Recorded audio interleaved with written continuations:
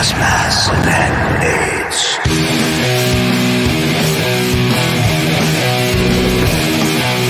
Gas masks and hand grenades.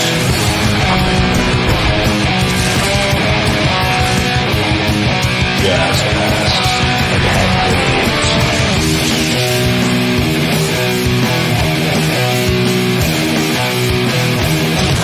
grenades. Gas masks and hand grenades.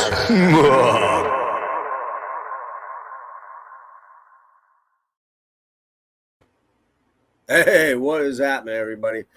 Sorry, we had a little bit of a audio video stress here trying to get started, so we're a few minutes late, but I'm glad you're all here. My name is Jeff. This is Gas Masks and Hand Grenades, and welcome to a Saturday afternoon interview today. It's no secret that I am a huge Fifth Angel fanboy. If you watch my show, I love this band. Their first two albums are crazy fucking good, and their last two albums are even better in a lot of ways. So more modern, all that kind of good stuff.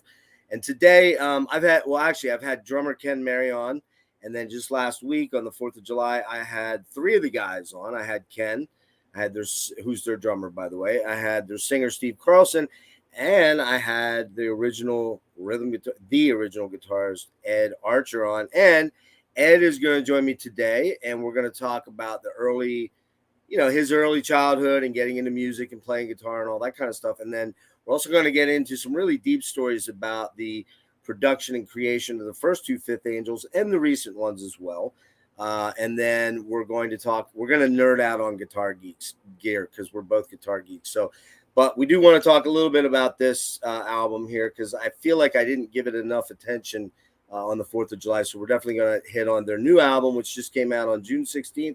On Nuclear Blast, and it is called When Angels Kill. Let's get Ed in here to talk to him. Hey, Ed. Hello, Jeff. What is happening, man?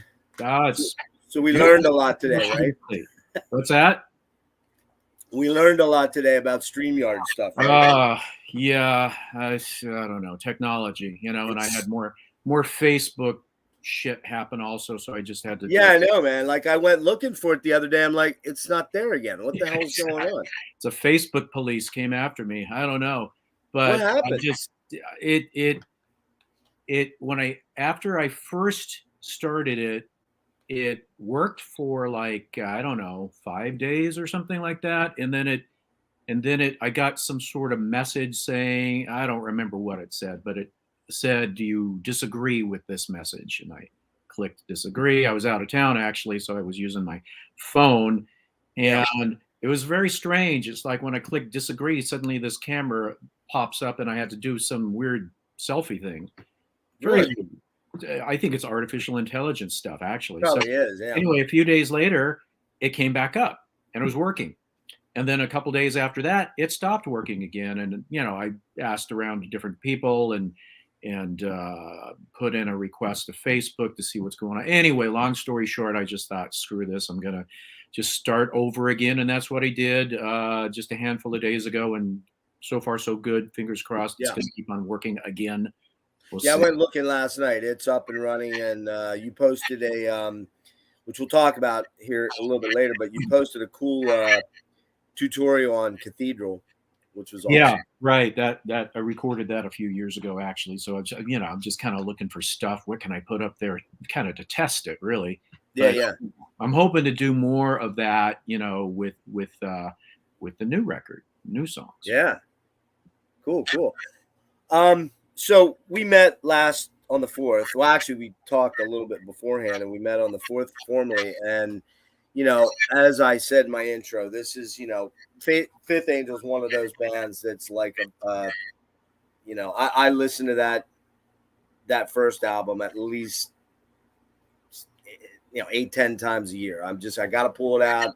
It goes in the car and it doesn't come out for a couple weeks or whatever I'm doing. I just love that album, but I love them all, but that one has a special place. And we're going to talk about all these albums. But before I get there, I kind of wanted to go back in time a little bit. And I wanted to ask you, what are your first memories of music and, how that early exposure kind of affected you and shaped you into wanting to play guitar or piano or whatever your first instrument was? You can tell us about that as well. Yeah, that's a really good question. I mean, this goes way back to when I must have been, I don't know, 2. I mean, really young.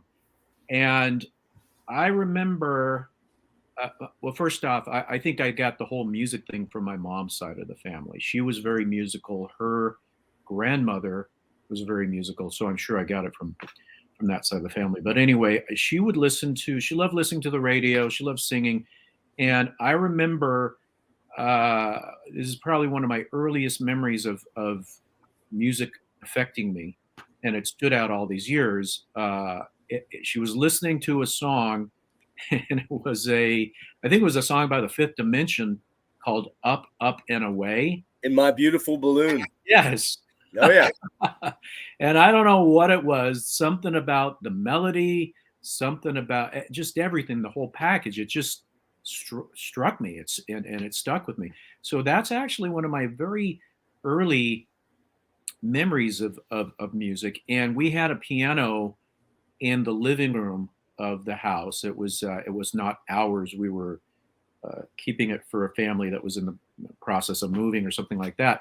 And I remember what I would do is, or actually, I don't clearly remember. This was told to me after the fact.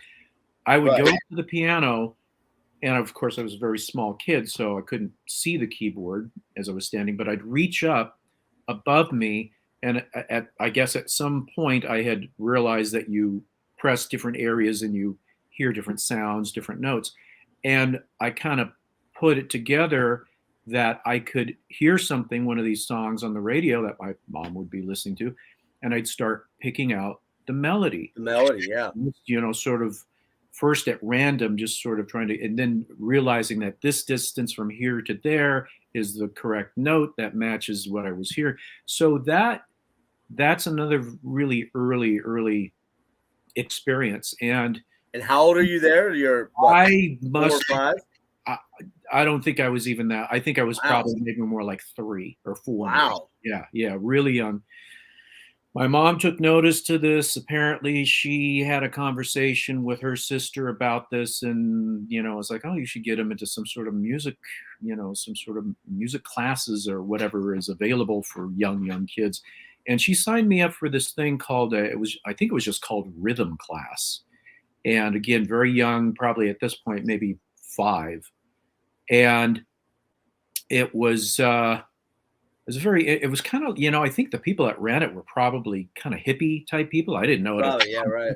Back, I think it was, because when I think back, I recall how the inside of it was kind of darkened with, sort of this purplish veil draped somewhere with some interesting lighting and this kind of thing. And it was a bunch of kids about my age. And there was, like wood blocks, maracas, a glockenspiel, which is sort of like a small xylophone type of thing, triangle, all kinds of really basic percussive type of instruments, and the instructor would have some tempo, and everybody would just sort of follow along and do their thing. I really enjoyed that. That was really cool thing. So that was kind of the first foray into some sort of, I don't know if I want to call it formal training, but it was some kind of, class of sorts. Just awareness of music and how special it was. Yeah.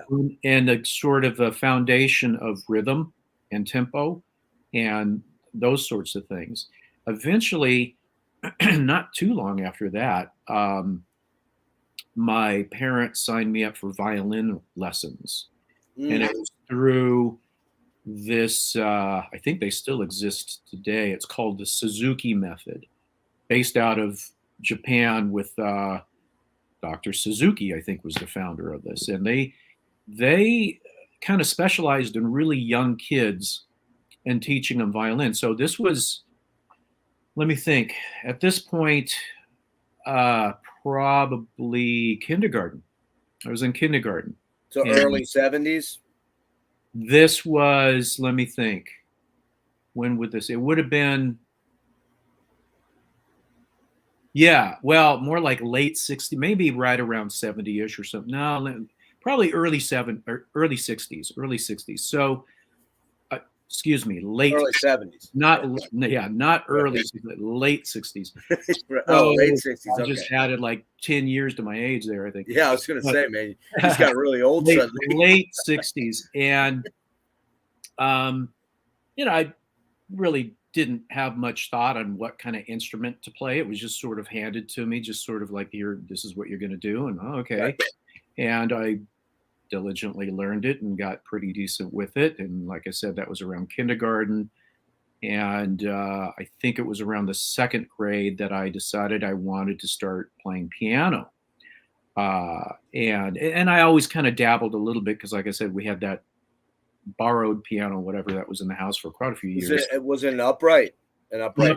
Yeah, an upright piano, and then that went away, and then we got our own sort of family piano, which was not uncommon back in those days, whether it was a Yeah. piano or a Lowry organ. Yep. Or, Yeah, we something. had one too. Yeah. So I would always kind of plunk around on the piano and experiment, and I thought, I think I'd like to take lessons because my older sister was taking lessons. So I started lessons with that, and that's when I actually started learning music theory. And I started focusing more on the piano, less on the violin.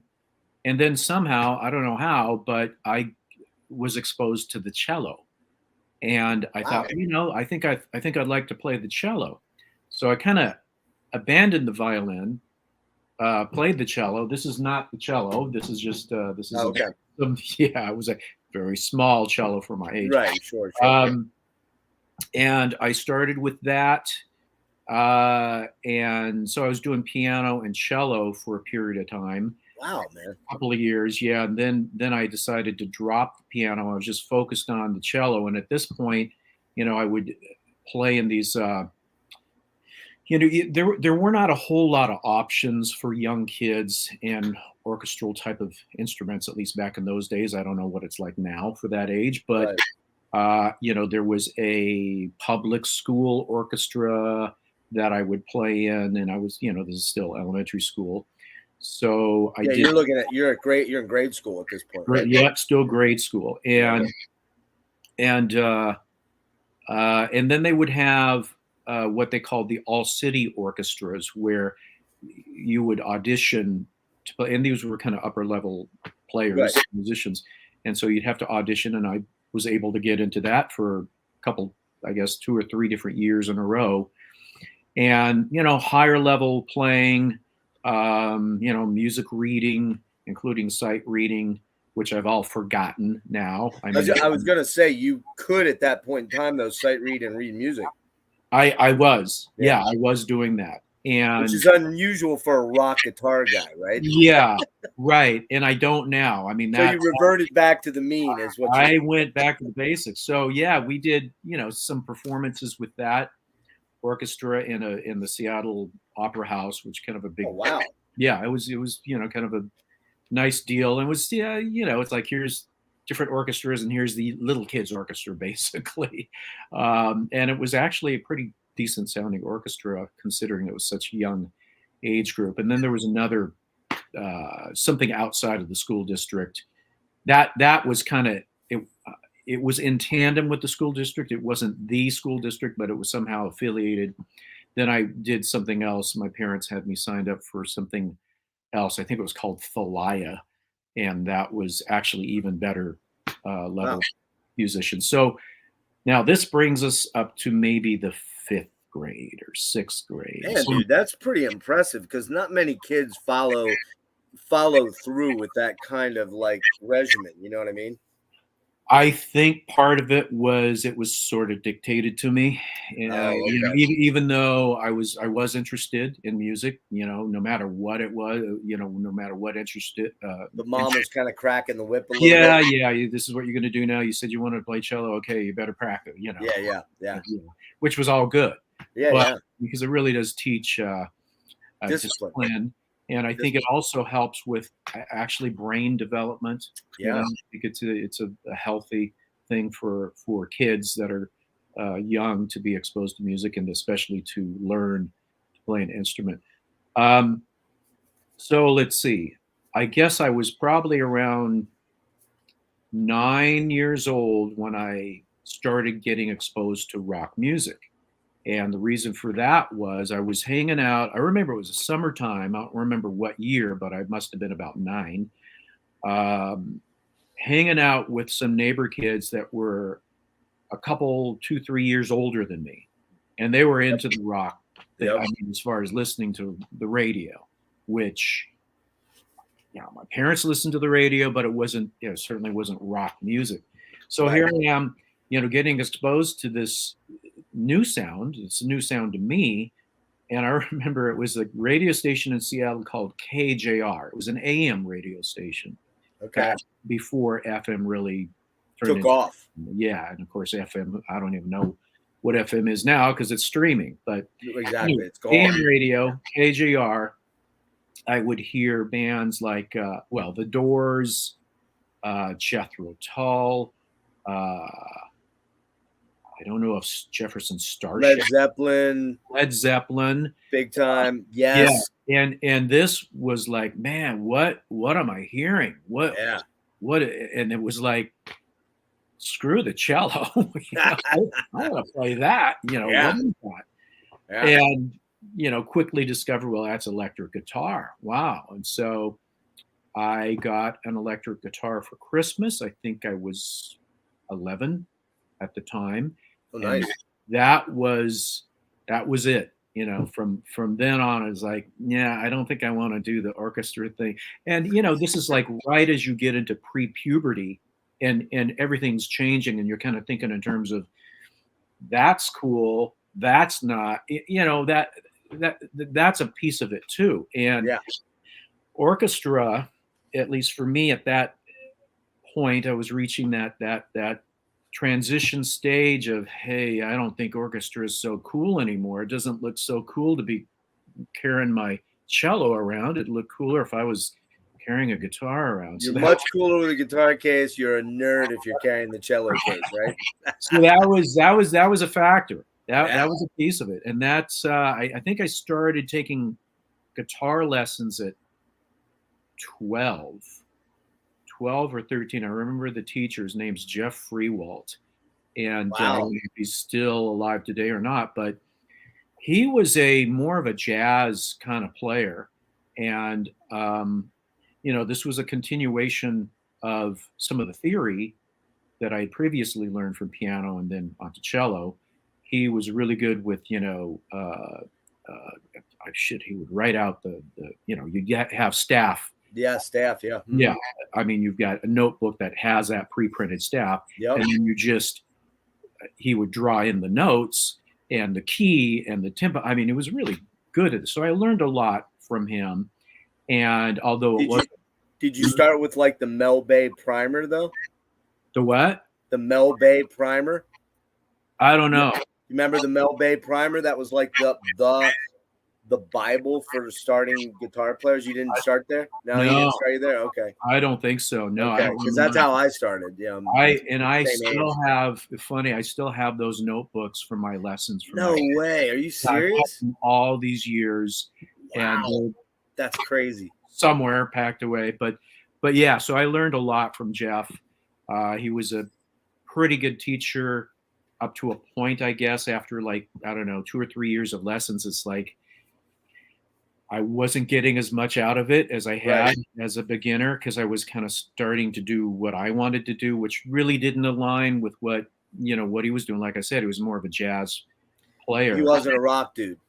He wasn't so much of a rock guy. So, I started, I kind of went full circle at that point as far as the playing by ear bit. I mean, I always played by ear. Sure. But at that point, playing by ear from listening to the songs of the radio that I liked, getting the record, listening over and over, trying to pick out,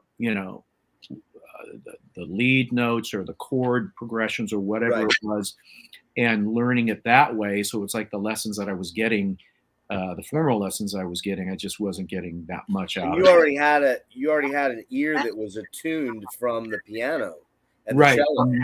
From way back. Yeah. So, and I think that's, as far as having the ear for music, I think that might be something a person is born with. Maybe I don't know. I don't know. I don't know if that's something that can be learned or not. I'm I sure think it's been studied. I've never really looked into it, but I mean, I do think that most of what I've learned is by ear. Now, when I started, I was probably 8 or 9 too. I got my first acoustic, a Stella acoustic. I was 8 years old for Christmas, and all I wanted to do, I had just right, like you, I had next door neighbors who were older dudes, and they would play pool in their garage, and they'd let the little nerdy, twerpy kid kind of hang around while they talked about girls and talked about. I don't ever remember them talking about partying. Like I think it was in the 70s, so that was still kind of an older kid thing, and these guys were like 12 to 15. But we would play pool, and they'd be playing Led Zeppelin 4, Aqua Lung, Close to the Edge, ah, early Rod Stewart, Cheech and Chong, which was like the coolest thing ever. George Carlin, you know what I'm talking about. So I grew up with the same exact stuff. In fact, I have a Cheech and Chong album still. yeah, I forget what it is. It's the one with the pullout of the old car and a bunch of weed. I think it's Up in Smoke. I think, right? I think it was before that. Yeah. Oh, was it? Okay. Yeah. Well, Yeah, I don't know. I remember the old thing, the dog shit one. Right. Good That's thing we the don't one. step in. That's the one. I still have it. But like for me, you mentioned the Fifth Dimension, which I very much remember. But it was like for me, it was Carole King Tapestry. Remember that? Oh yeah. Bridge Over Troubled Water by Simon Garfunkel. Right there in that sweet spot. And that was what, like, I remember very much. My mom was not like a Beatles and Stones mom. She was more of Simon Garfunkel, and James Taylor was a huge one for her. Sweet Baby James.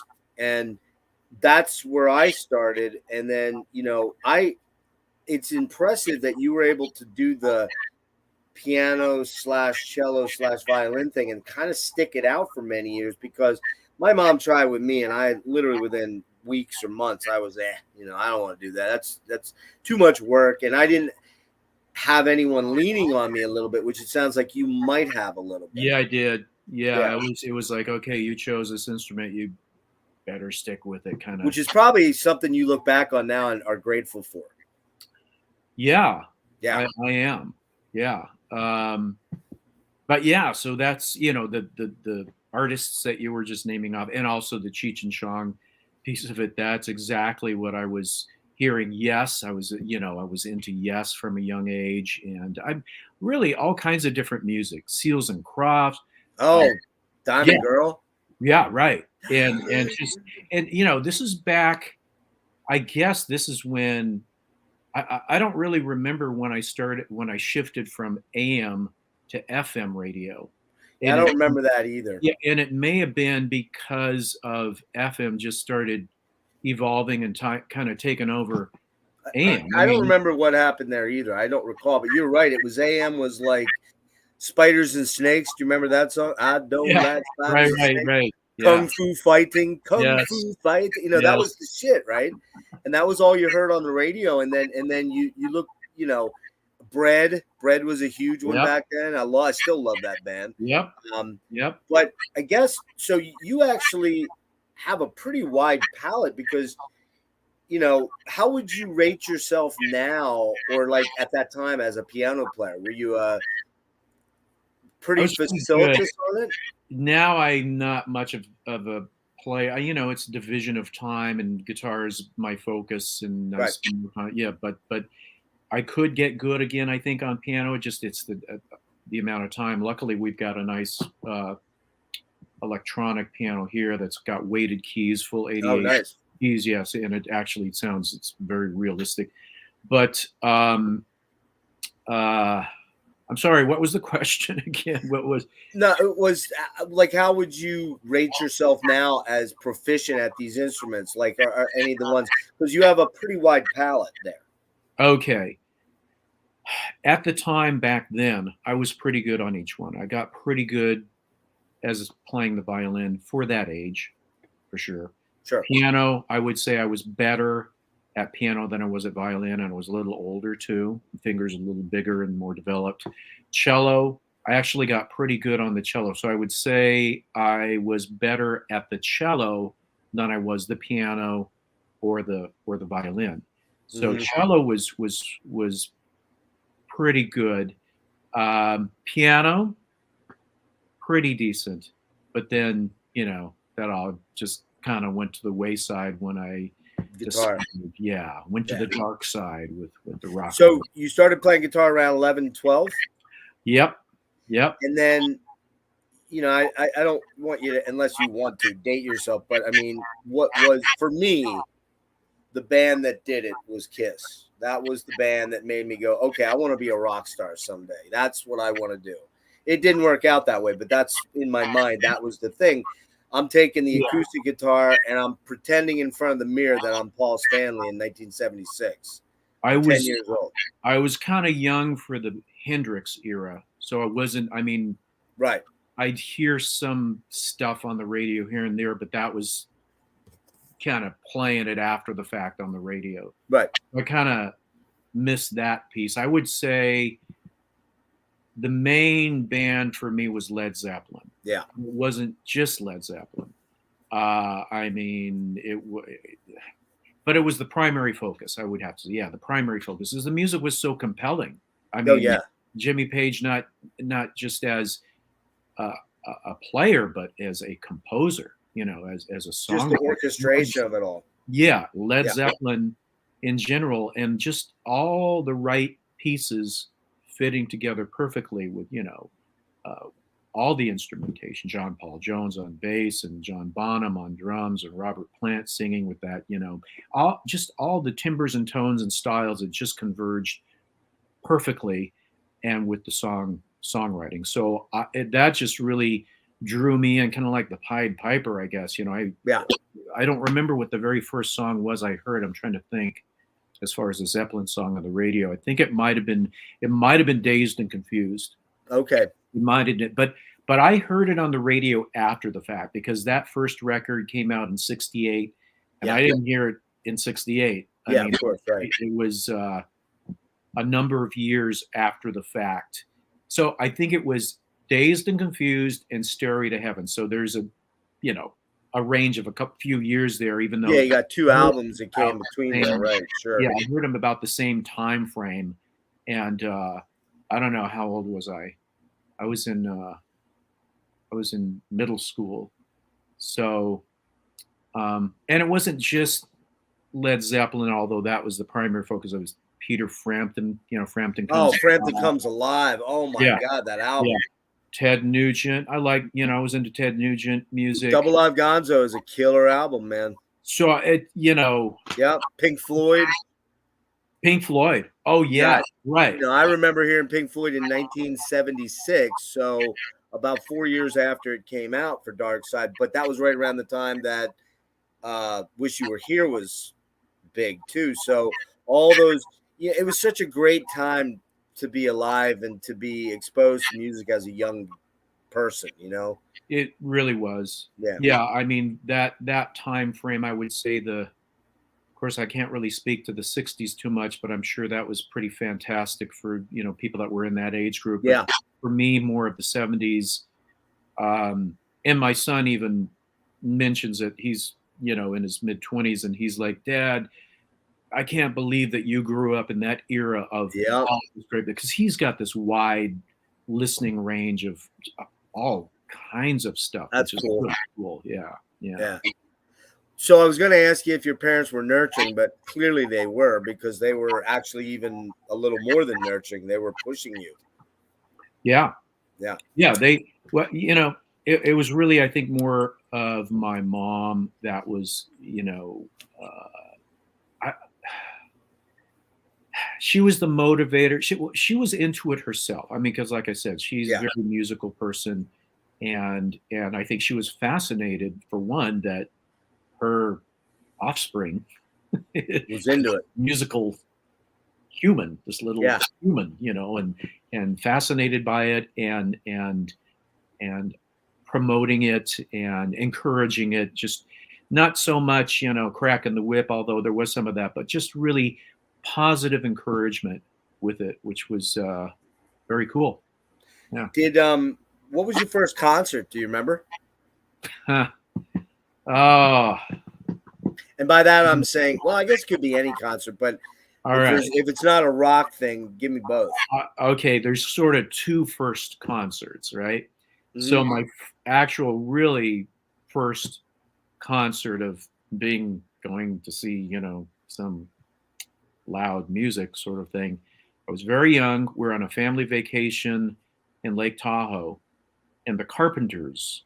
Ah, And I say loud because I distinctly remember it was a dinner theater type of setup where right. tables and dinner and Yeah. pretty nice setup. From what I recall looking back, and there's the stage, and it was loud for me at that Yeah, age. I yeah. remember some of the forks kind of vibrating against the plate and Right. thinking, wow, this is loud. Wow. Um, but not by today's standards, I don't think. But anyway, so my sister was really into the Carpenters, and they had that hit song back. I don't know when it came out, but I remember she would listen to it on the radio. "Close to You," I think, is Close starts. to you. Yeah, yeah. You know, um, so she would sing the song all the time and kind of drive my parents nuts a little bit. And it just so happened that on this vacation, that the Carpenters were playing at this dinner theater concert, casino place, and that was the first one. That's Um, cool, man.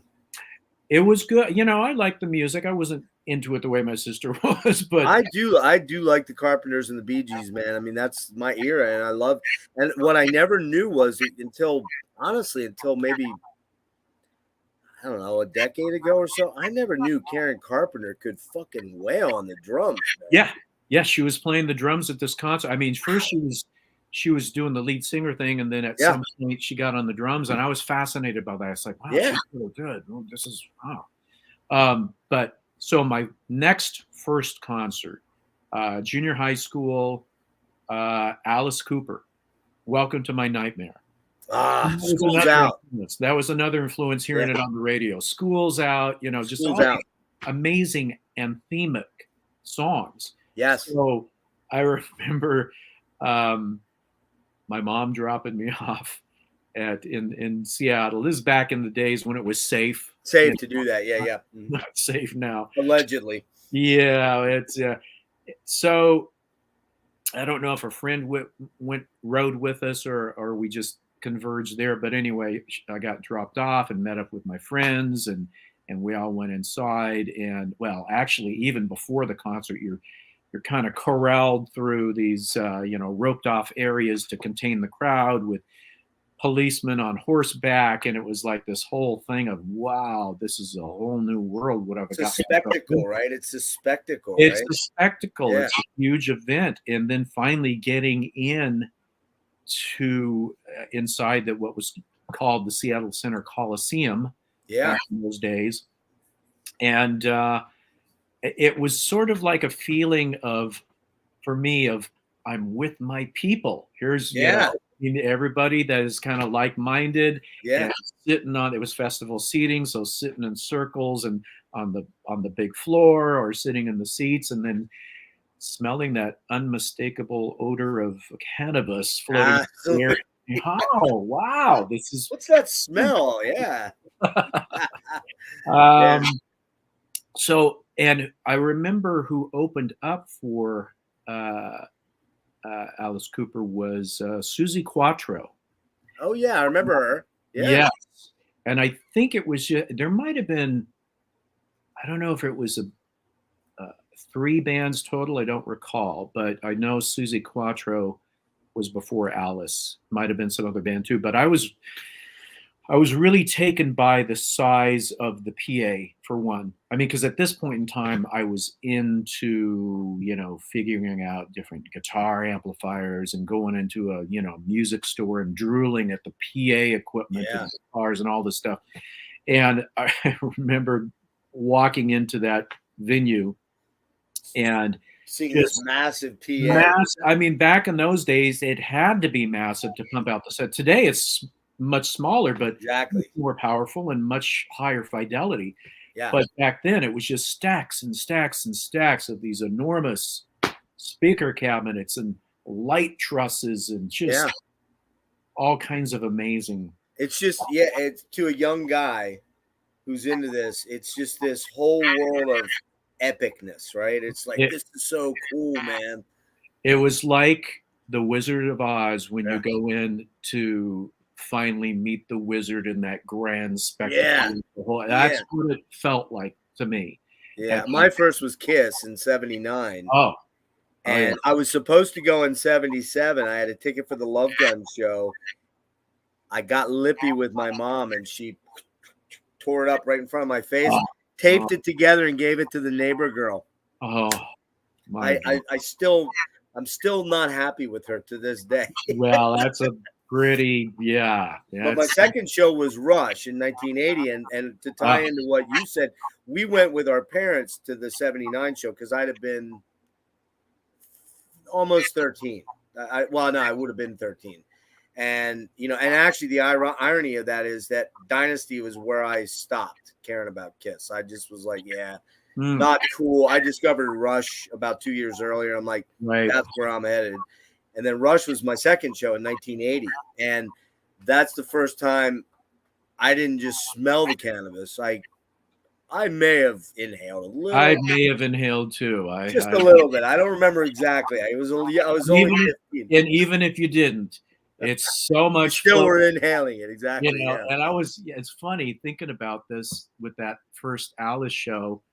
I don't know if they still do it these days, but back then they'd have the big Healy arc spot beams that were mounted up in the rafters, and people are up there. Follow spot. And I mean, the smoke is wafting up to that ceiling, and I can only imagine what they were feeling like at the end of the show. Oh, those dudes were high anyways. They were already high, right? Right. That's awesome. Do you remember your first album that you bought with your own money? Well, it might have been Dark Side of the Moon, but I think it was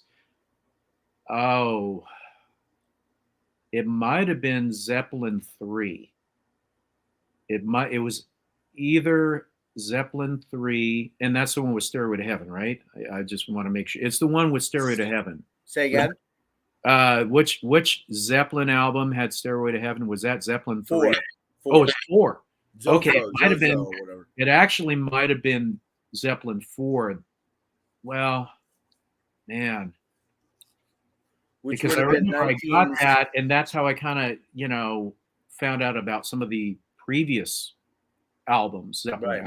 But it might have been that one, or Pink Floyd, Dark Side of the Moon might have been my first purchase. One of those. That's 72 for Dark Side, and then 74 or 5 for 74 for Zozo. Okay. Yeah. I'm not sure. Yeah, because Song Remains the Same was 76, I believe. Yeah, but it was probably one of those two, which was my first purchase. Storm Rider's asking, what was your first guitar? What was the first one that you got? Well, it was called, I still have it in pieces somewhere around here. It was through a mail order catalog called the Lafayette catalog. My dad, he would, when he wanted to buy some sort of electronic device, he would order through the Lafayette catalog. So it's like there were two catalogs in our household: the Sears catalog and the Lafayette catalog. Yeah. And I don't know why they didn't get, like a Sears Silvertone. Yeah. But it ended up, and it was this guitar ordered through the Lafayette catalog, and it was this. It's kind of modeled after a Stratocaster. I didn't know that at the time because I really did not. Oh, so you got an electric before you got an acoustic? Yes, I did. Wow, that's unusual. Yeah. Yes, that's what I got. Santa was very good to me that year. Yeah, for sure. And you But got an amp, or did you have to play without I an got amp? a little amp. It was a little. Amp? Okay. They came together. I think it was like Okay. a Oh, yeah. package deal. So it's like you had this little Lafayette amp and this dark green Lafayette guitar that had 4 pickups in it. I didn't know. Yeah, I didn't know anything about, it's a whole science, with the sound and pickups and all this kind of stuff. But I didn't know any of that. All I knew was electric guitar. Yeah. That's all I knew. Yeah. And so I got an electric guitar. Could you even get real distortion out of it, or kind of? I kind of, with turning up the low wattage amp, and mess around with the tone pots. Yeah, and I mean, it's like at that age, with the limited knowledge that I had and the limitations on learning things, because no internet or anything like that, so it's kind of, you learn as you go, and I didn't know anybody that played the guitar until I discovered that a neighbor kid had an electric guitar that he didn't tell me about until after I got mine, and he was a few years older. So anyway, there was some sort of distortion that I could get by turning up the amp, and this was all kind of discovery, because it's like I just assumed that if I get an electric guitar, it's going to sound like what I'm hearing on the radio, and it doesn't. And it doesn't at all, yeah. And you're talking solid state amps back then, yeah, too. Exactly. It was a solid state amp, and so it's hard to drive that to get any distortion. Yeah, other than it's such a low wattage, whether it was overdriving the amp part or the speaker part, I don't know which, but something was getting a little overdriven to sort of resemble a little bit of what I was wanting to achieve, but not close enough. And that's when that's sort of this early start of this discovery process of a tone chaser. It's like, how do I get that sound? I got this electric guitar, I got this amplifier, I'm not getting that sound that I want to do. What do I do? And it was a long road to get that figured out. You're in middle schoolish area here. When do we start to connect with other kids and start thinking about a band? It was middle school. And I wish I would have sent that picture to you. There's an old picture of me in my parents' backyard with a guy with drums set up and another kid, that had an electric guitar. And who was the other one that had them? Can't think of their names. But anyway, these are kids that I met in school, middle school, and the other guitar player knew the drummer, and hey, let's get together and jam. And so that's what we did. Actually, I think the other guitar player's name was Skip. Skip. S-K-I-P. S-K-I-P, Skip. So Skip knew the drummer. I think his name was Greg. And that was I don't even know if you can call it a band, but we got together and had a little jam session in the backyard. Made a lot of noise. Yeah, neighbors probably hated us, loud noise coming from our backyard. But anyway, that was kind of the first experience for me of congregating with some other musicians that were into the same kind of thing. Were you just jamming, or were you actually trying to play actual songs that you knew on the radio? It was kind of a little of both. Okay. Kind of jamming and let's try and do something. And, and it just, maybe there was some music that we made there, here and there. I think it was more just, I don't know, just kind of a very, avant-garde random kind of stuff. But it was fun, time. So that was you're hanging out with your dudes, and you're probably swearing for the first couple times because you're away from your parents, right? And you're like, well, it was in the backyard, so I couldn't. I had to be careful. Yeah. There was the watchful eye of mom and dad there. I hear you, man. Probably. Actually, the reason I got in trouble for the KISS thing in '77, so I'd have been 11. I was hanging out with a couple older girls down the street, wanted to be impressive, right? They were older, they were more developed, let's just say.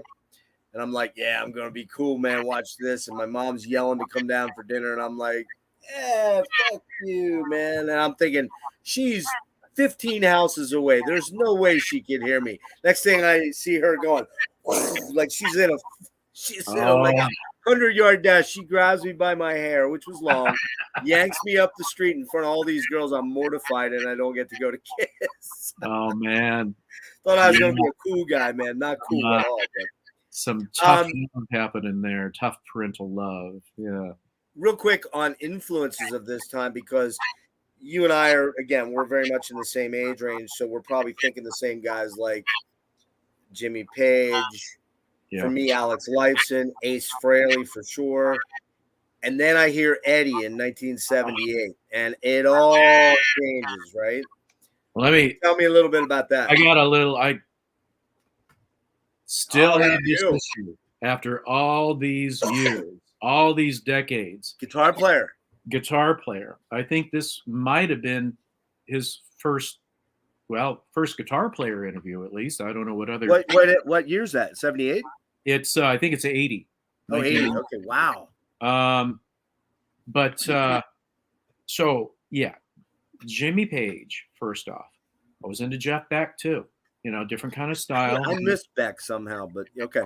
I thought it was pretty interesting. You know, that's one of the big songs back then was Freeway Jam, I think is what it was called. Freeway Jam, yeah. I was just fascinated by that melody and the sound of the instruments between the guitar and the keys, and that's when I learned of Jeff Beck, and actually got his album Wired.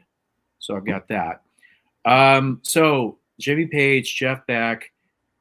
I will have to say Jimi Hendrix also, but way after the fact, because it was just, I kept hearing about Jimi Hendrix and hear the songs occasionally. And I wasn't, at that age, I wasn't super into that style of music, but I thought it was interesting and I knew the importance of it, with it being groundbreaking guitar player. The more blues based thing. Right. Yeah. And that's where I kind of come from, is kind of more of a blues based blues foundation. So Jeff Beck, Jimmy Page, Jimi Hendrix, Alex Lifeson, sure, definitely. Here's one for you. I'll be curious to hear what you say about this. 1978. I go over to my buddy's house. He was like the big music nerd, like just the super nerd, knew about everything, right? Bang on the door. His mom said, I'm like, hey, is Eric here? Can you come out? He's back there listening to music. Just go back. It's super loud. I'm walking towards the bedroom door and I'm hearing this horrifying sound.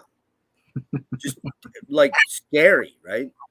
I go in and it turns out, I'm like, what the hell is this? And he's like, he hands me this black album cover with just the name of the band with an eagle-like thing on it. Frank Marino and Mahogany Rush Live. Oh. Electric Reflections Award. Did you ever hear that? I probably have heard it. I don't recall. But when you were telling that story, I thought you were going to say Black Sabbath. And that wasn't... I didn't know about Sabbath until 80, Ed. Okay. Not until Dio. Yeah. That was another influence. I remember hearing Iron Man on the radio. And I was just like, what the hell is this? This is great. This sound of that voice and then this guitar riff coming in. And that was an influence. That was another thing that drew me into that heavier genre, back in the day. Yeah. Okay, let's kind of move ahead here into your high school years. So I don't want to keep you forever, but I could probably talk to you forever. But so in high school, you are now, how long are you playing now by the time you get to high school? Let's see. 2-3 years? Yeah, probably 3. Let's see, 12, 13. Probably about 3 years. And are you feeling like you're becoming proficient enough to be in front of people at this point? I don't know if I ever really gave that any conscious thought as far as playing in front of people. I was proficient because I was like obsessed. Okay, all right. Obsessed with guitar. I was playing all the time and listening to the radio and the records that I had purchased up to that point and gleaning out the parts and learning them and just unknowingly getting my fingers in shape and gets just pure enjoyment. And nobody had to tell me to play guitar. I was he had to kind of tell me to stop playing guitar. Yeah. Right? So by the time I was in high school, I was pretty proficient. And like I said, I never really had the thought of, oh yeah, I'm ready to play in an audio. It was just, I wanted to be in a band. It was just, just being in a band, whatever that meant. I guess let me rephrase what I meant by that. By this time, were you confident enough to play with other dudes and not feel like you were the shitty guy? Yeah. I had confidence in my playing. And I remember. So how's that translate into high school and meeting Ted and creating where you're going? So I was, must have been sophomore, 10th grade. And, beginning of the school year, and it's a much bigger school compared to the, junior high school, middle schools that everybody had come from. I think it was like 3 or 4, maybe even 5 middle schools that all funneled in to this high school. So a much bigger campus, much larger student body. Right. And you don't know people. It's kind of, you're kind of nervous going to a new school. And sure. And my buddies are all in different classes and I don't know anybody. And, and I remember I'm pretty sure it was a speech class I was in. And it was like the first week of school. And I had my, I remember the Peaches back then, the notebook. Well, that's what they were called, at least in this area, is a Peachy. It was for holding your papers and stuff in school. Oh yeah. And I doodle and draw on it, and I draw guitars and amplifiers. And there was a kid that was in that speech class and noticed, my doodles and said, "Oh, do you play guitar?" "Yeah, I play guitar." "Oh, I play bass." And this guy, his name was Greg. He was friends with Ted because they came from the same middle school, and they had, I guess, jammed together in the middle school. And he said, "Yeah, you should meet my friend Ted. He plays guitar and he sings some too." Oh, okay. So that's how I met Ted, was through Greg. And it was like, hey, let's get together and jam. And so we arranged, some time and date to get together at Ted's dad's house. And no. You guys are in the same grade? Yes. Okay. Yep. So we got together, and, you're more accomplished at this point as compared to that other, jam that I had at middle school. Right. Everybody was more accomplished, and not that I had known, their background, but they were, everybody was a decent player, more or less at the same level. And so we had a jam and just, riffing out on different stuff that we knew from listening on the radio or learning from record, and then just branching out on sort of blues stuff, just random. Did you have a PA, or were you just shouting over the music? It was sort of like a makeshift PA with a microphone connected to probably a guitar amp, some type or of a stereo or something. Or might have been the stereo. Yeah. So, I mean, there was something to be able to amplify the vocals, but I mean, pretty, crappy. Pretty rudimentary, right? Yeah. Very rudimentary. So now, are you at this point in time, you're like, man, this dude Ted, he can sing pretty good? Well, he hadn't really developed his singing. Oh, okay. I mean, he was better than me, definitely better than me with singing. And I think I was a little better than him at guitar. So he was kind of, he really started out as a guitar player, Ted did. But, with what I was doing on guitar, it had him focus more on singing. Well, not abandoning the guitar, but focus on singing, because I couldn't really, I was not a lead singer. Mm-hmm. I didn't really have I can sing on key and everything, but I really wasn't that interested in it. And the tone of my voice is not very heavy. It just comes out as more of a kind of a, I don't know, lighter sounding voice. So he started focusing more on the vocals, and he started taking singing lessons. And developing his voice. Can I ask what year this is? What year? Let's see. This would have been, I don't know. I can't remember this must have been like the mid to late 70s, I would say. Mid to late, let's see. Yeah. Probably, yeah, later 70s. This would be the later 70s.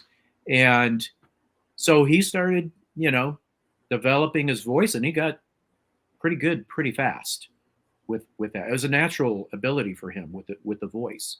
Okay. Yeah. And we eventually, at some point in high school, or this must have been, this probably would have been like 78. We formed a band. We formed a cover band. In fact, those pictures I had sent, and I don't know if they're usable or not. Yeah, let me see. Because they turned into PDF files for some reason. Yeah, let me see if I can do something here. Hold on. I'm not promising anything here because of the way they came through. Right. Yeah, I was really bummed with. Hold on a minute. All right. Can you see that? No. Hold on. I'm trying to figure out how to get a window up. This is a little tricky. Wait a minute. Cancel that. Let me try this. Present. Share screen. Share screen. Can you see that? The guitar? I do not. No. I've been seeing the same thing. There it is. How about now? There we go. All right. Yeah, Let me see if I can. Oh. Now I got to see if I can. This is beyond high school here. Yeah, I know. I'm trying to. Just give me a minute. I'm trying to figure out where all these are. That is the back of the guitar that I used on the second record, Yeah. and also actually on When Angels Kill. Oh wait, here we go. I think. Hold on. Blank. Why is it blank? What the fuck? Just give me a minute here. Sure. No, that's not it either. Don't want to do that. I have to go back into here. So were the PDFs the ones of you guys as the high school cover band? High school band. Okay. Which actually went beyond high school too. I mean, we kept that thing going for a number of years. Give me a minute here. I'm gonna try this. Let's see if I can do this. Yeah, I was pretty bummed I couldn't get those as JPEGs. I don't know what happened.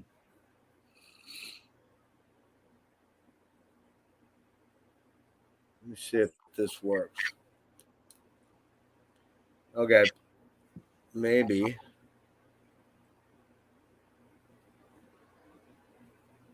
There we go. All right. Can you see that? Now, sideways. I think that's how it's scanned, unfortunately. Yeah, it's scanned sideways. I don't think I can. That is the band that we had in high school and beyond. And okay, so where are you? I'm trying to. You're on the left. Well, as the picture shows, I'm on the bottom, but I would be on the right. So if you want to. Yeah, the black boots on. That's Ted. Oh, that's Ted. That's Ted. All right, who's in the middle on the bottom? That is the bass player who was not the guy I met in high school. We got a different bass player eventually. So, and up above, that's Ken. It's Ken's above him? What? Yeah, standing above. Yeah, that's Ken right there. That's Ken. Oh my God, that hairstyle, Ken. Oh man, look at that hair. And then that's me. And then that's you on the left. Yeah. Okay. Right. Yeah, on the left. Got it.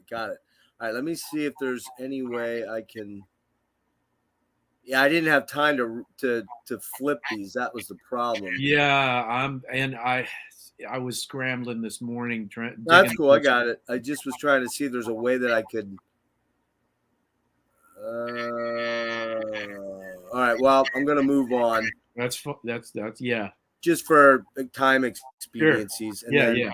So that's not the original one. That's a second incarnation. Second incarnation of that cover band. Yeah, and man, I came across when I was digging for digging out the pictures, I came across some old set lists. I mean, we played a really wide variety. We were playing.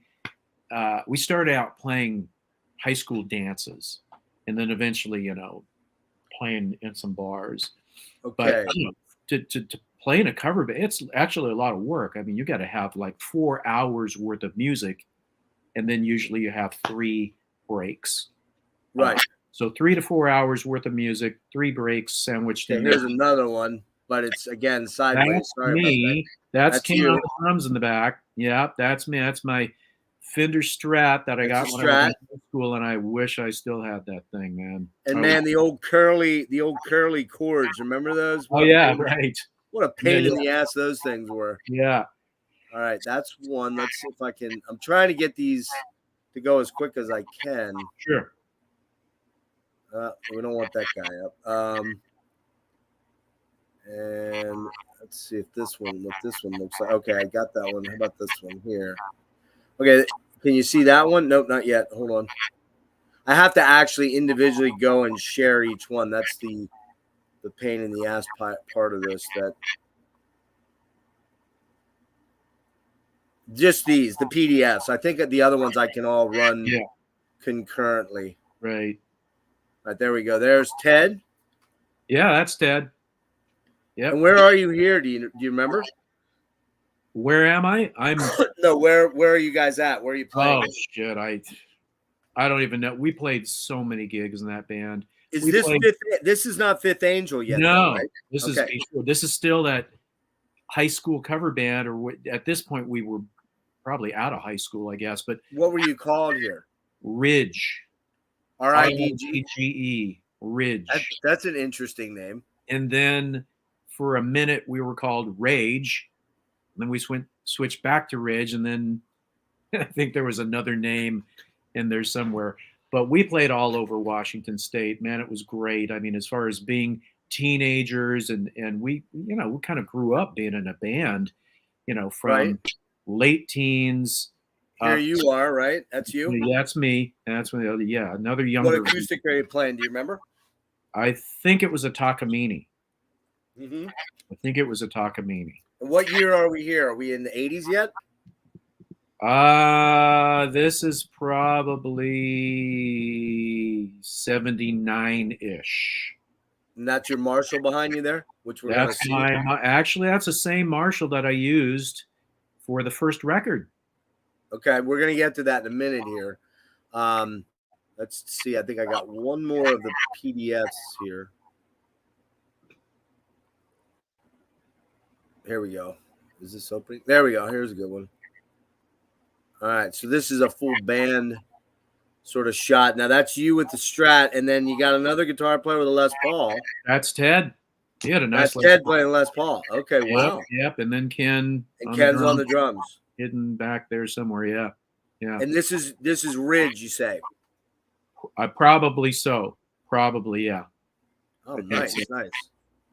So yeah, okay. I mean, we got a good early start, with being organized, doing real playing, not just jamming, but really getting it down, learning. You actually getting paying gigs? Oh yeah, we went through a local booking agent, and we started getting in demand, and we eventually had a truck with the full PA lights. Wow. Roadies. Oh yeah. It was. Oops, sorry about that. I got That's all right. Turn that up. So, how do you meet Ken? Like, how's Ken come into the picture here? Well, he was part of the high school band. He was a couple of years younger than Ted and I, and we met him through a mutual friend. Basically, it was trying to think back. Let's see, Scott Davison, who also was a guitar player. You know how it is. You congregate with kids, like-minded kids in school. You start networking. You're networking. Yeah. And so I had known Scott from elementary school. But anyway, so in high school, we're trying to find a drummer. We're all pretty decent musicians, and we couldn't find a drummer that would fit in with that. And so this friend Scott Davison, he knew of Ken Mary. He kept saying, "Oh yeah, you should get Ken Mary." Oh, who's Ken Mary? Oh well, I know him. I'm a friend, another friend of a friend, and Yeah. type of thing. It's like, okay, cool. And so you know what it was. Now that I think back, me and Ted went to Ken's parents' house to listen to him play drums. So that's wow. like, yeah, that was like the audition. He had his drums set up in the basement, and it's like, okay, let's hear you play, And he's playing. It's like, wow, this kid's really good. Holy shit! Yeah. What And Ted and I, after the fact, after listening, yeah, we should do this. Okay, you don't think he's too young? Yeah, that's okay. That type But of thing. he's what, about 7 years younger than you guys? No, roughly? it's a couple, 2-3 years, I think. Yeah. Okay. I thought he was more than that.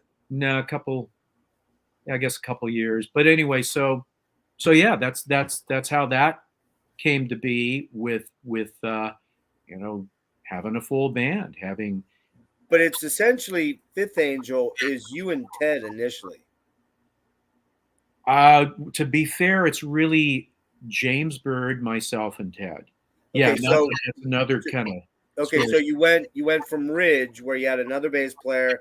You bring in Ken to play with you with that band, and then you meet James.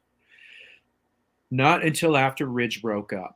So Ridge, reached its end. I mean, we had a pretty good run. I think we were together for 4 or 5 years, and having all kinds of awesome adventures and misadventures all throughout Washington. Anyway, that came to its end, although we did record some originals. We were dabbling in original music with that band near the end, but it wasn't Fifth Angel music. It was very different. So after that broke up, we all kind of did different things in different bands, away from each other. And then Ted and I circled back, and we got in this project, I guess we'll call it, which was with this guitar player named Mark Von Beck. And he was this kind of a, whiz kid, guitar wizard type of guy, right? So we started working with Mark on original music, but it was not Fifth Angel music. It was more of a poppy, sort of a jangly guitar kind of sound, And Ted and I, our roots were really more in the heavier music. So we'd always be coming up with music ideas, record, little bits and pieces on a cassette recorder and put them off to the side because we couldn't use them for this project that we were in with Mark.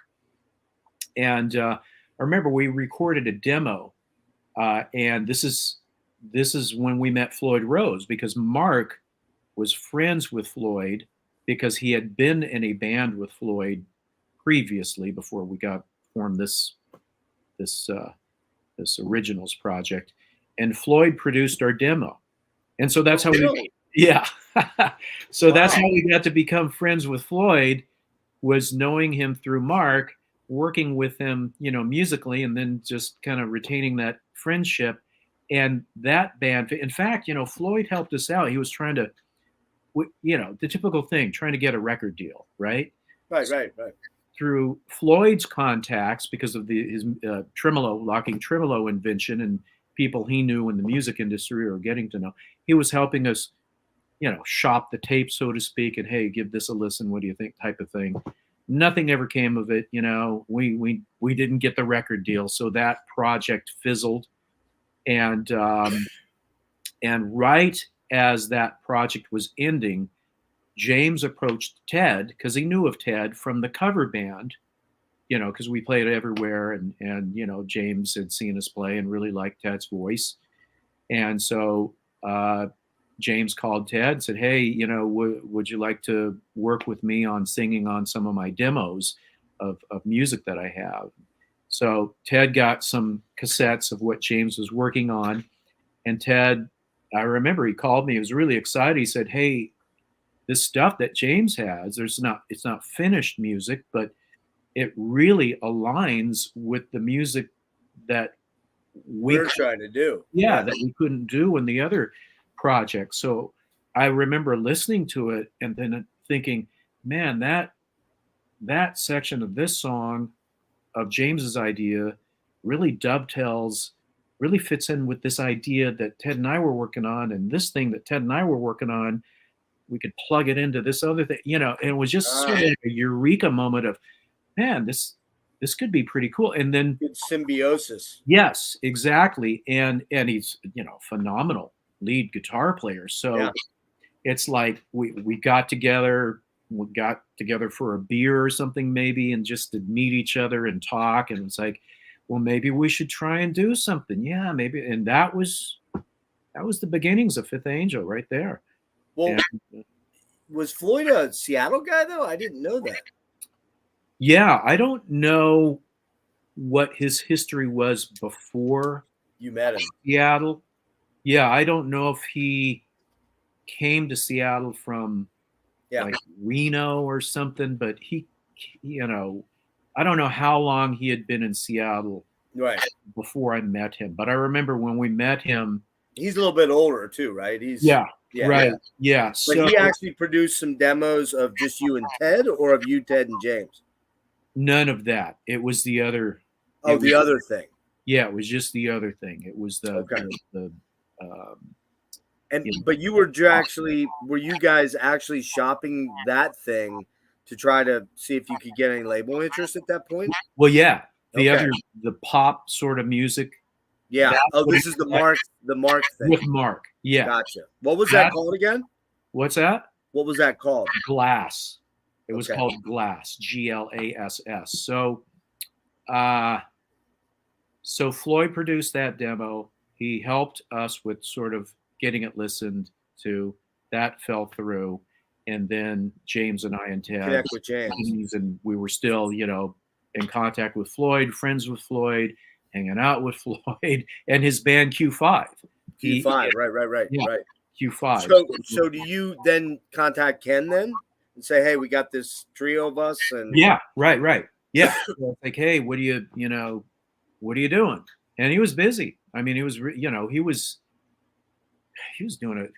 He was in several bands, I think, simultaneously. It's like, from what I remember, it was, or maybe they were just really overlap. But he was doing TKO. He was doing Chastain.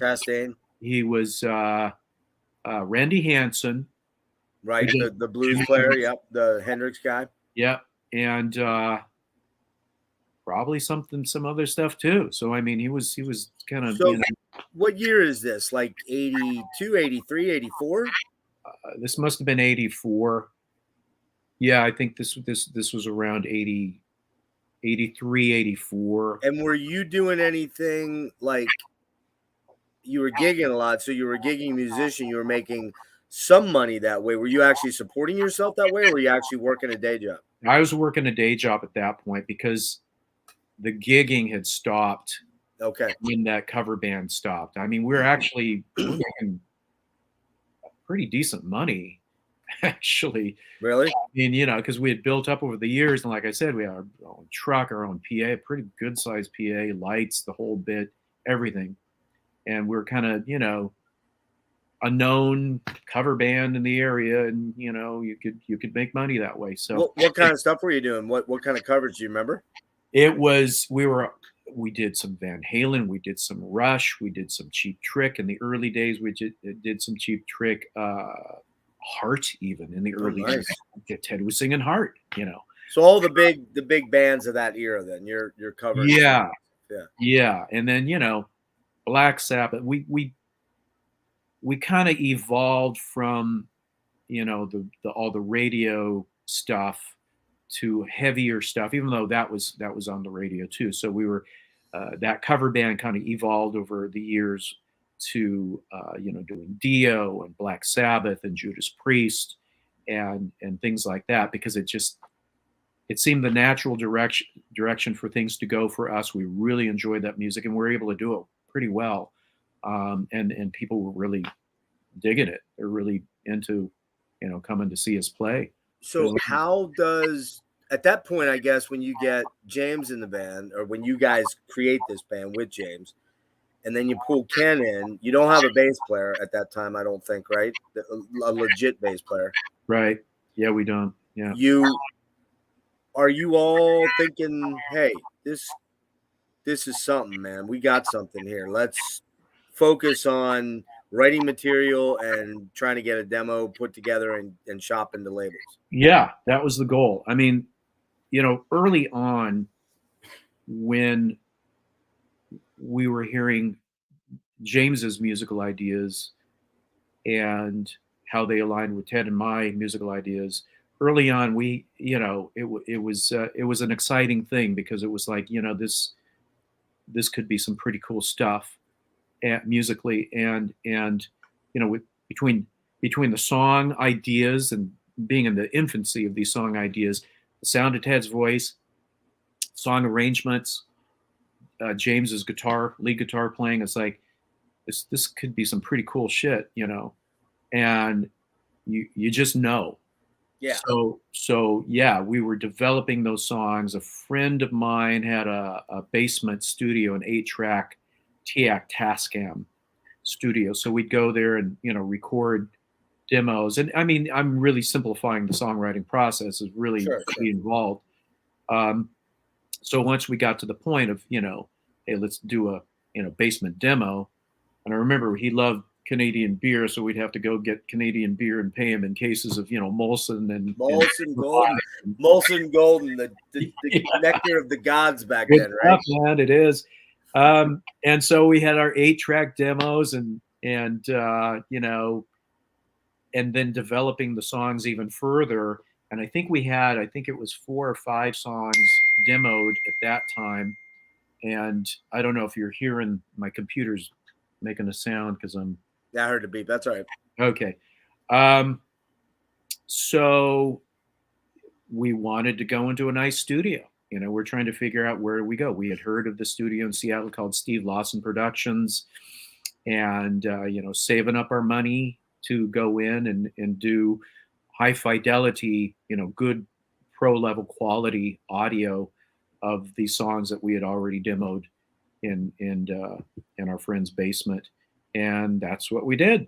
We went there. Is this like around what, like 80, 85, 84? This must have been 85. Yeah. 84, 85. And then you go to Steve Lawson, and how does Terry Date get involved? Well, he worked there. He was an engineer. Okay. And Terry's gig was working at that studio and also doing live sound. There was a local band. Okay. They were pretty big in the bars called the Cowboys. And so Terry was doing live sound for the Cowboys, maybe some other bands. And then I think he was the head engineer at Steve Lawson's. And Steve Lawson's was a pretty big facility. There was 2 separate 24-track studios adjacent to each other. They had another 8-track studio for, doing radio dubs, a duplication facility. They did a lot of stuff with local radio jingles, doing radio jingles, radio ads, things like that. So anyway, Terry was the main guy, and he was kind of, I think from what I recall, he was kind of helping get additional business, because their focus really had been radio jingles, commercials. And so, yeah, there we go. Now, what year? Oops, hold on. What year is this? Do you remember? Is this 86? This probably would have been more like 87 or 88. So this is more Time Will Tell then. Yep. Probably right before we started recording. Maybe a year before we started recording that. Yeah, I don't think you sent me any pictures relative to the first album. Yeah, I couldn't. I mean, I don't have many of them, and they're they're not very good quality, the ones that I have. As we're looking at that, that's you on the left, and with the ESP Kramer. That's an ESP. I got a bunch of guitars from ESP, so that's And then next to you is Ken, right? No, Ken's actually not in this picture. Oh, that's right, because he was not really sort He of in was the touring band. with House of Lords at that point. Right. I'm pretty sure. Okay, so on the far end is Bird, correct? No, Bird's out by this point. Oh, he's left. So Okay. on the it's like musical. All right, so who's next to you then? Kendall Bechtel. That's Kendall. Okay, and then Ted. Yep, and then who's John on there? Mack- Is that John? That's John. Wow, I didn't realize. Okay, Yeah, John's pretty tall. I didn't realize he was that tall. he's got his boots on. Ah, that's it. Okay, so we're jumping ahead there a little bit. I was thinking that was that the? Didn't you send me an early promo shot? Is that a different one? This is a different one. I did send you another promo Shit, that what was did I do with before that? this one. All That right, actually has Ken in it. yeah, I wanted to find that one. Oh, there it is. I found it. Hold on. Because this would be a little more representative of the time frame. Just give me 1 minute here. I'm not the swiftest at this because I don't do it all the time. We're gonna go window. We're gonna do that. Open up. We're gonna do that. And we're gonna do that. And we're gonna do share. There we go. There we are. Yeah. All right. So this is right. What year is this now? Guessing. 85, 86, maybe. 85-ish. Yeah. Okay, so Bird's on the far end, you're on the other end. Actually, yeah, this would have been 86-ish because Right. Yeah, so I'm on the left, Right. James is on the right, Ken's standing next to me, Ted's in the middle, Mm-hmm. and the guy in between Ted and James, I think his name was Kenny K. K. he was, I think he was Ken's drum tech, and we were trying to look like a full band. Yeah. So that's why Kenny K is there, and he looked cool. But he never actually played on the album at all.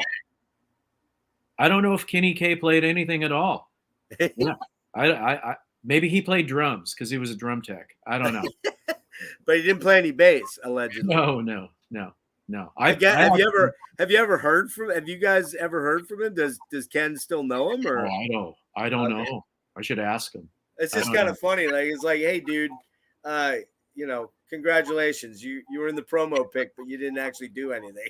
Yeah, well, it's crazy. Well, we're not the only ones to have done that kind of stuff, you know. Oh no, that's happened many other times. it's- Many times. Smoke and mirrors, right? Yeah. Entertainment, image, Yeah. the whole, yeah. So tell me, you do the Lawson thing. You do what? 4 songs or 5? 4 or We 5? did 4 or 5. I'm not sure. I think it might have been 5. Okay. Yeah. And we didn't have a bass player, so I played bass on that demo. Right. And Yeah. Randy Hansen played a little on that too, I believe. Or Not no, on you that just one. played on the demo. I played on the demo, which actually became part of the first record. Okay, right. Yeah. So got that mixed. Terry mixed it. Well, actually, us in conjunction with Terry mixed it, shopped it around, got Mike Varney his interest, at Shrapnel Records, and he said, "Yeah, this sounds really good, and let's do something." So we got the deal, and we went back into Steve Lawson's. We already had songs that were worked up, and so we did have to spend some time kind of fine tuning, finessing them, and getting ready to go back in the studio again to Steve Lawson's, and we did those. And I think I did bass on a couple of those. And at that point in time, I was pretty fried because I was like working on Ted's vocals too, with kind of producing vocals. And so that's when we got Randy Hansen to play bass on, I don't know, 3 songs maybe, 2 songs. I don't even remember which. And you knew him through Ken. Ken knew him through playing drums for him, right? Yep. Right. Yep. Ken toured with him, and that's how Ken got discovered to be an Alice Cooper. He was playing some gig in LA, I think. And, talent scouts were scouring the country and heard about Ken and this Randy Hansen band and went to check him out and, added him to the list of people to audition. And then Alice's management reached out to him and said, "Hey, we'd like you to come and audition," or something like that. I think. Yeah. I guess. Yeah. That's pretty crazy, man, because I mean, Randy Hansen was a Hendrix. He's basically a Hendrix. He's not an impersonator. He does a lot of Hendrix. But he kind of is in a weird way. He's like, and he's great, man. He's fucking. He's really good. Killer guitar player. He Seems is. like a super cool dude too. Yeah, he is. Like super hippie, chill. Yep. You know, vibey kind of dude. Yep. But that's crazy. When I heard that, I'm like, wait, what? He played bass on the album? That's pretty weird, right?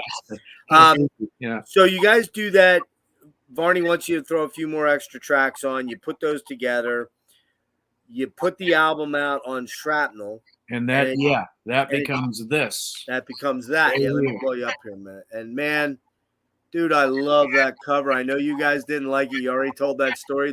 What'd you call it? The Flying Jackass? I call it the Flying Jackass. That's what I call it. Have you grown to love it a little more since then? No, not really. I'm gonna get so it's not. Oh, there it is. There's the photo. What's that? There's the photo. There's Jack, and there's Kenny K, mystery bass player who's not really a bass player. Yeah. I love it. I love it. Look at it and sort of chuckle a little bit. What can I say? But I mean, it did its job. You know, it got people to look at it and go, "What the hell is that thing? I think I want to check it out." You know.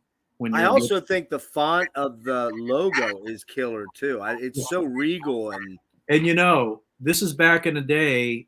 This is hand drawn stuff, typeset stuff. Yeah, yeah. Now that's not an original though, right? That you have there, or is it? It is. Oh, that's the original. Oh yeah. Shrapnel. Yeah. Shit, dude. Yeah, it's got a little. I got to put my glasses on. You know they're going for about $1.20, right? I don't know. Yeah, they are about $120. But I'll read this to you here. Okay, the hype sticker. Fifth Angel, this debut album from the most powerful group ever to emerge from the Northwest. Okay.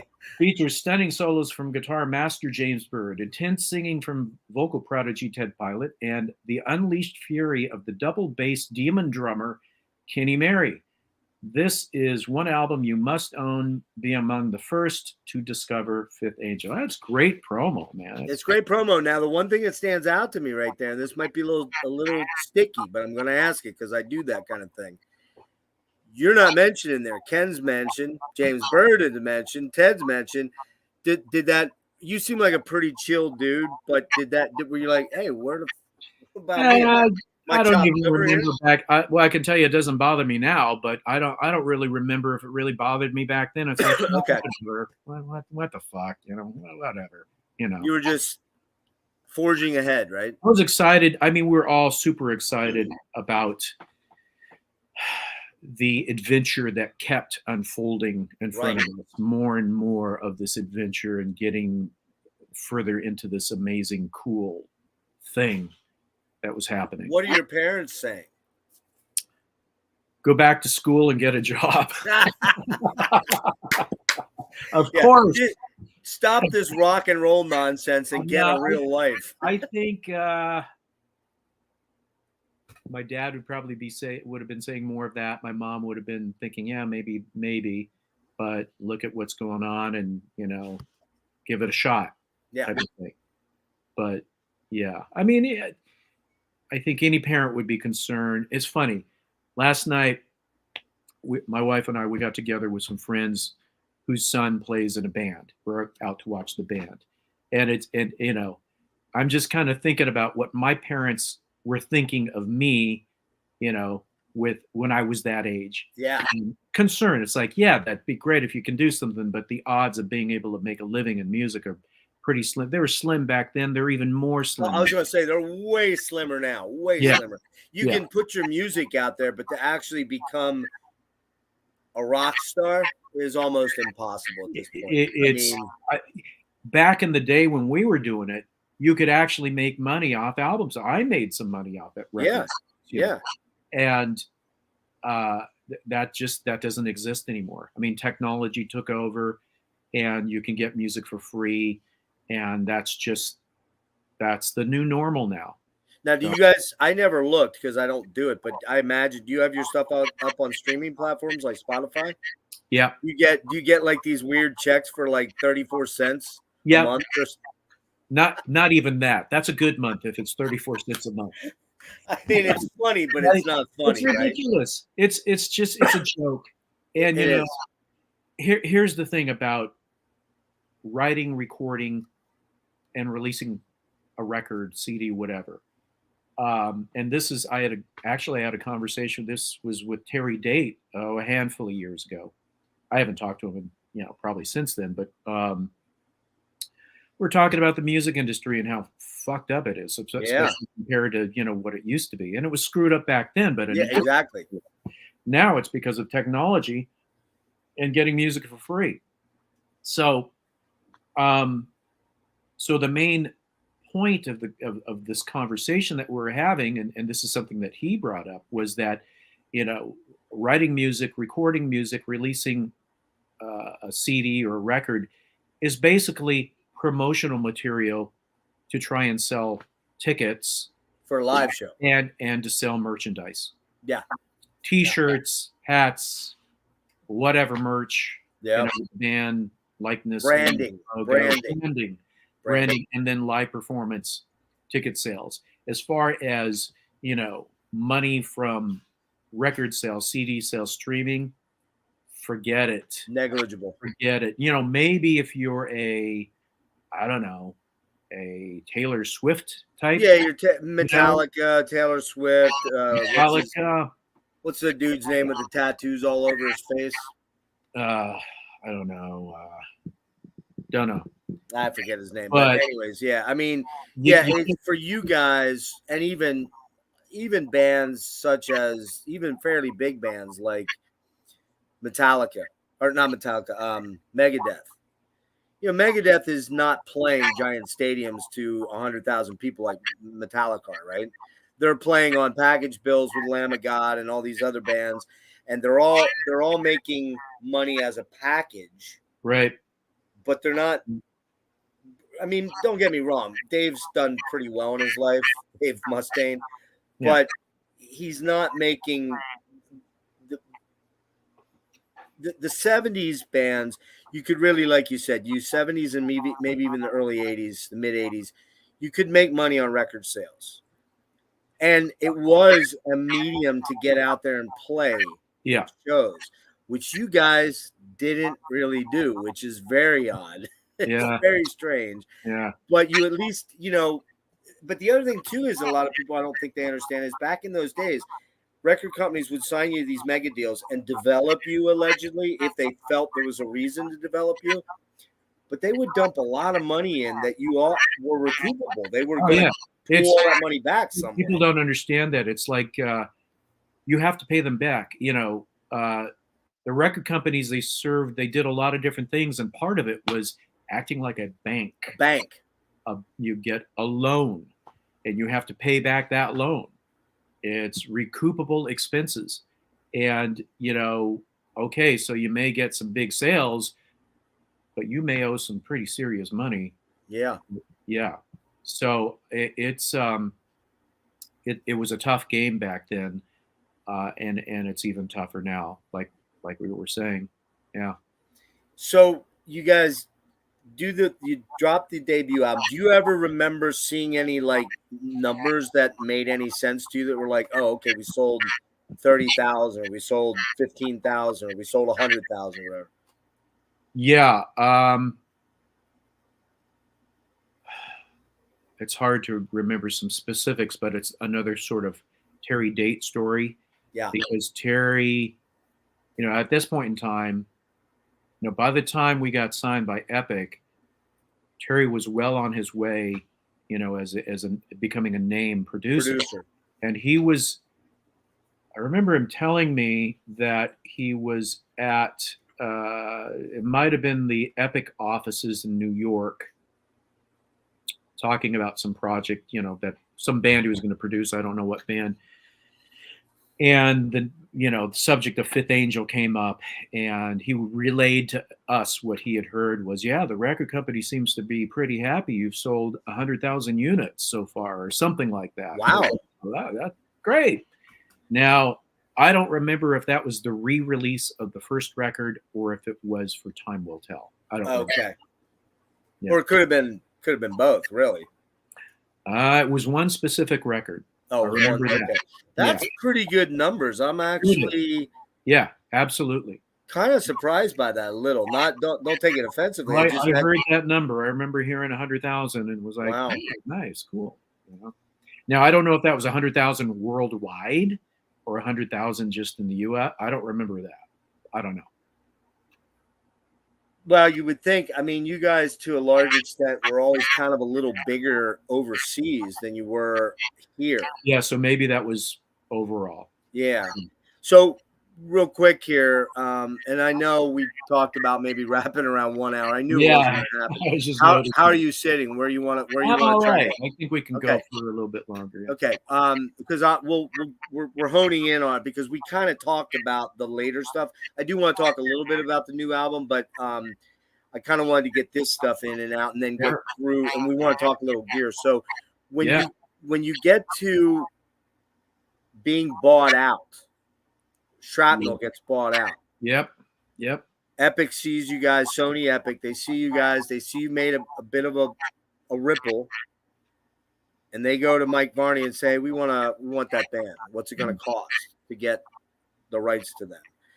Do you know any of the intricacies of that, and the inner workings of that, or not? I honestly don't remember much. Okay. Other than there were attorneys involved, and it was not. It wasn't like, here's a contract. Oh, okay, sign the contract. It was like, I think it was the 5th draft of the contract. And that's why it was actually a pretty good contract. But that did include, these details and intricacies of the buyout. And I remember that the attorney that negotiated this, his name was Barry Slotnick. And he was the attorney that represented Billy, not Billy Idol, Billy, oh God, I can't think of that. Billy Squire? Billy Squire. Bingo. Yeah. I remember that name. Because I was the guy that was reading all the fine print on the albums back in the day. I don't do it anymore, but I did then. Yeah. He had a lot of talent. I was going to ask you before you moved from there, though, did you guys have a definitive manager at this point, or were you doing self-management? We did. Okay. Yeah. Derek Simon. Let's see. When we were on Shrapnel, we did not have a manager, but, as you touched on, things were picking up in Europe. We're getting attention in Europe and in the States too, but especially Europe. And we had some really nice write-ups in different magazines. Kerrang had a real nice review. And then there was other American magazines as well, and other parts of the world, different countries. And so I think part of how this worked was one of the other bands that was recording at Steve Lawson's, we got to know them a little bit. I don't remember if it might have been Sanctuary. And he might have been involved with Sanctuary, this man, Derek. I don't remember, but that's how we kind of got wind of each other. Okay. And he took a real interest in the band and loved the music, and he kind of took us under his wing. He worked for a company called Concrete Marketing and Management. I remember them. Yep. They did a lot of work with KISS. Yep. He would be on tour with KISS doing whatever his marketing promotion capacity was. I don't remember what exactly, but a lot of stuff with KISS. They did some stuff with Judas Priest. They did some work with different metal bands. And so he represented us with shopping us around to different record labels. And we had, I think there was 4 different major labels that were interested. I think it was Elektra, obviously Epic, Atlantic, something like that. I'm not sure if there was Geffen, but I mean there was four All big, the biggies, most of the biggies. Yeah. four big players that were interested. And Let me ask you one quick question here, because you talk to a lot of band guys, and almost always there's that one guy in the band whose parents are pretty set, right? And they say, well, we'll loan you 20 grand or whatever. Were you guys all middle class families for the most part? yeah, but we And never none of your families were super wealthy or anything like that? right. Well, Ted's dad, excuse me, Ted's dad was a dentist, so he's pretty well off. But Okay. you know, we never got any big. But he didn't say, hey, I'm going to give you guys 40 grand and just pay me back when you make it big or anything like that. Yeah. Okay. No. But you do hear some of those stories where it's like, I have heard of that sort of stuff. Yeah. Yeah. We didn't. That was not us. Yeah. So you guys were really literally just pounding the pavement, working day jobs, and then doing your thing when it got to the point. But by the time you get to release the first album, I'm assuming you're not. Well, but you guys didn't go on tour. So was there a lot of pressure then after that first album to get out there? There was, but this is where, some of the different pieces of the puzzle didn't fit in as nicely as they could have for our benefit. Okay, this is when the difficulties with members start to happen, sort of, kind of? Not really so. No, it wasn't really so much of that. It was really more of we had some opportunities, but we passed them by, and I became frustrated because I thought, well, I think we better be, going in this direction because this could really help us, and we didn't for whatever reasons, and so we missed out. We missed out on being able to get on with different people that could have taken it to the next few levels, including getting certain types of bookings and things like that. So was that a situation where it was a democratic vote on that, or was somebody saying, no, this is what we're going to do? No, it was really a democracy. Okay. All right. It was really a democratic vote. Yeah. And so we didn't take advantage of certain opportunities. And so we didn't get any decent bookings. Actually, I do remember there was a tentative tour, but it was I think it was us trying to headline, and I don't even know if there was, it was not set up very well, for a band to tour, especially a new band. You got to be playing more nights than you're taking nights off. Then you're off because it's costing money on your days off. Yeah, exactly. If you're not playing, you're not making money. You're spending money. You're spending money regardless. Tour buses, the whole fuel, travel, food, hotels, everything. Right. So I remember seeing this tentative schedule where it's like, okay, you're playing 2 nights, you got 3 nights off. Okay, you're playing 3 nights, you got 2 nights off. Yeah. Okay, you're playing 1 night, you got 2 nights off. And I'm thinking, well, we're not playing a whole lot. And the record company looked at this and said, we're not going to support you. We're not going to. Yeah, you're going to lose a shit ton of money on this. We're not going to, we can't do tour support for. So, but they come in and they buy this contract out, and as you and Ken both described it, that they were throwing shit against the wall to see what would stick, and they weren't really feeling. You guys weren't feeling they were marketing you in the proper direction. Yep, but here's the thing. I'm talking about different mechanisms. They're in place. You've got a record company. A record company serves a certain role. Right. They've got the financial power. To finance. They've got, record pressing plants. They've got the distribution network worldwide. So they feel they can do some promotion, but I don't know if I would say a record company, if that's really their sole job, maybe some of it. And then you've got, Led Zeppelin is a good example. They had all these different mechanisms that were in place, coupled with having great music, right? Right.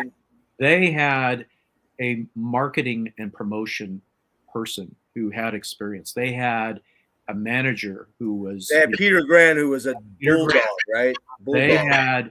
They had a team in place. Yeah. They had the record label, but Yep. all of these pieces were in place in tandem with They're working together.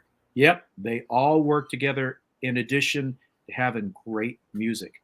You can't have just one of these things. You know, maybe sometimes by luck, if the stars align, maybe things can happen. But in Zeppelin's case, you know, from what I understand, and I've heard some interviews on YouTube, and it's pretty interesting stuff with sort of the behind the scenes mechanisms of what was going on that got them radio play, that got them in magazines, that got, you know, that got tours booked, that, you know. So I think we had some opportunity, not to compare us with Led Zeppelin, because that's a whole other league. Right. But we had the opportunity to get some of those mechanisms in place to help facilitate the career, right, going in the direction, but we didn't do it. Yeah, okay.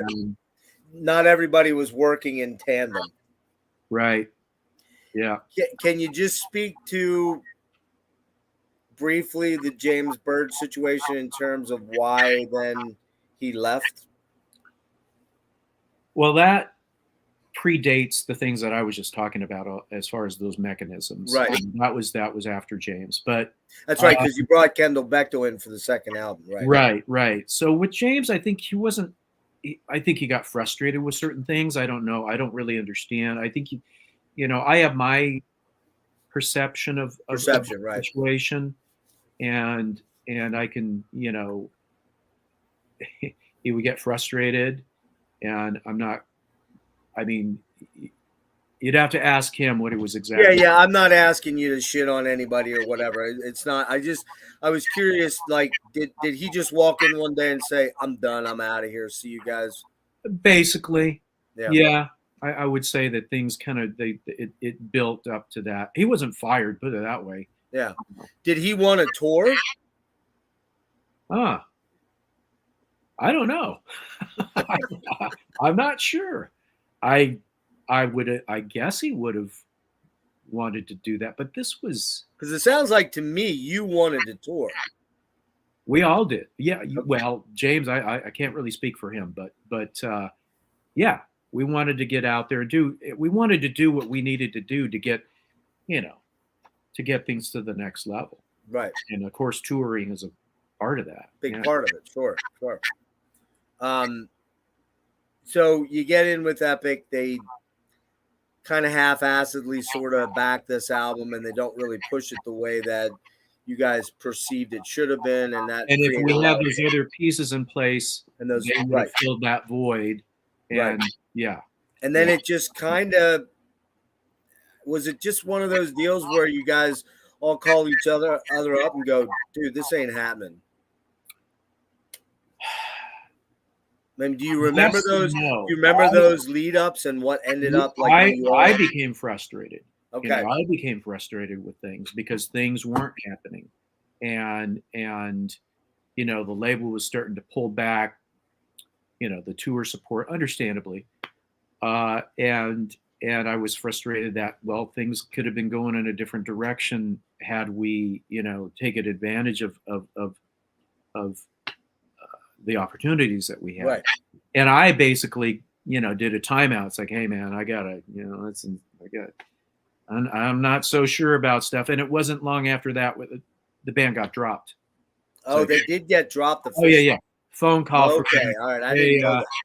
Dropping you. Bye. And that's it. See ya. That's it. Done. Now let me ask this though.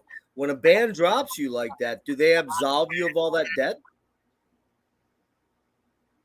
I believe so. I mean, you know, that's the understanding I have. If they say they terminate the contract, they're like, you don't owe us anything, but we own your the rights to this shit And forever. they did. And We'll they do did. whatever the hell we want to do with it, right? Right. Yeah. And you won't get There's- very much of it, if yeah, anything. so Right? there's that piece of it. Yeah. Yeah. So that's what year is this? Is this like 89 or 90? Yep. Okay. 89 or 90. Not sure which, but somewhere right in there. And the crazy part of this is we talked about this in the group interview. You guys never actually went out and played a gig as Fifth Angel live, which just blows my mind. It's true. It's just so weird. It's so weird. Yeah, it is. It is, but It has to be a fairly unusual circumstance because most of these guys just, and I know how Ken put it, and he's probably right. You guys were all a little bit sharper than to just go slog around in a van for, not showering for 2 weeks and living off somebody's basement floor or something like that, sleeping in a, shithole. You guys were like, do we really want to do this, or do we want to, and I guess Ted had an option to go to dental school. And right. And you know what, Ken, when we talked last week, Ken mentioned that scholarship that Ted Right. had, and I think that was the case for him. It didn't, got a offer from the University of Washington, I believe, for, scholarship to some degree. Yeah. And that just doesn't last forever. It's like you've got this time. Yeah, you have a finite time to make a decision, right? Yeah. So you guys all kind of And the grunge factor too. We can't. Yeah. And that hurt everybody in that era. It wasn't just you guys. It was Right. Of course. Yeah. Did you pretty much all collectively have that one group phone call, or was it kind of like you just suddenly just? It wasn't a group phone call. It was just phone call here, phone call there. Oh yeah. Oh damn. Okay. Well, whatever. Life goes on. So what did you do then? What did you decide to do? I went back to school. I got out of music completely because, going back to the history I was talking about, I was immersed in music from a young age. And it was a huge part of my life all the way, up into doing the Fifth Angel thing and getting, seeing the real possibilities of becoming a working musician. And it all just kind of stopped. And it to have that sort of build, especially with the Fifth Angel chapter of things. Yeah. Having that build up, which was very exciting. And then to see what happened, it was like, you know what? I'm getting older. Not that I was that old, but still. But you're probably in your early 30s, I'm guessing. Roughly. Not yet. Not yet. Not yet. Okay. I was looking at that number though. Yeah. You know what I mean? That's a huge benchmark. Now it's like that's way in the past. But exactly. I was like 30. What the fuck? And here's the thing, while I was a teenager playing in the cover band, and even into my 20s playing in that cover band, I met people that were in their 30s doing that same thing. That were still in the mindset of when I make it. Yeah. Oh, we're gonna do this and gonna do that. Yeah. And it's like, man, your girlfriend's supporting you. You're living not a very nice, in very nice surroundings. You're in your 30s and you're talking about when I make it. When I make it. Yeah. And they don't even know what the inside of the music industry is truly like, because they never got to that point. Exactly. They never got there. You had the benefit of seeing the real deal and what it was like. Yep. And also seeing those people when I was 10 years younger than them and thinking, I don't want to be that guy. Exactly. So that was a huge motivator. So I got out. Yeah. I just, I lived a very different. Can I ask what you went to school for, or do you not want to get into that? Basically IT stuff, electronic type, computer type stuff. Yeah. Cool. And then you get into like a real world. Now, are you married at this point or not? At that point, no. But I just wanted to mention it's an interesting irony. There's a lot of musicians, and it seems like more guitar players that get into IT. I know that's true. Yeah, it's fun. That is true. Here's an interesting thing. You know Max Norman, the I producer? do, yeah, the producer, yeah. Big time. Ozzy, all kinds of. Yeah. He's in IT. He does IT now. No shit, really? He also, I think he does records and mixing on the side and things like that. Yeah. But he's become an IT guy. Yeah. Well, the thing is, you know, you bring up a point there. You know, back in the 70s and 80s, even into the 90s and early 2000s, you could make crazy fucking money as a record producer. Brendan O'Brien, some of these big name guys, right? You know, they were. I remember talking to Doug Pinnick a couple months ago, and he was telling me for Dogman, I think Brendan O'Brien wanted to produce them on that album, right? So he came in and cut his fee. His fee was going to be $100,000 to do this album. Yeah. For like 3 months worth of work. You wouldn't have to work for 2 years after that, or whatever. Big money in those days, and that was the norm. See, that's the norm. Big recording budgets, sales of vinyl and CDs. Yep. No streaming. Internet didn't exist. MP3s didn't exist. Exactly. You know? And now all that's gone. You don't even gone. really need a producer if you're a really good engineer. You don't need one. And in this day and age, to be a musician, you kind of have to be part everything person to be able to use the technology and engineer, and you know, you're kind of doing all these different things. But just speaking on the money piece of it, I mean, back in the day, you could make some serious money, and producers, studios, but as technology came to be, studios going out of business. Yep. Producers that aren't making the money that they used to be able to make. The royalty checks that used to come in shrinking down to hardly anything.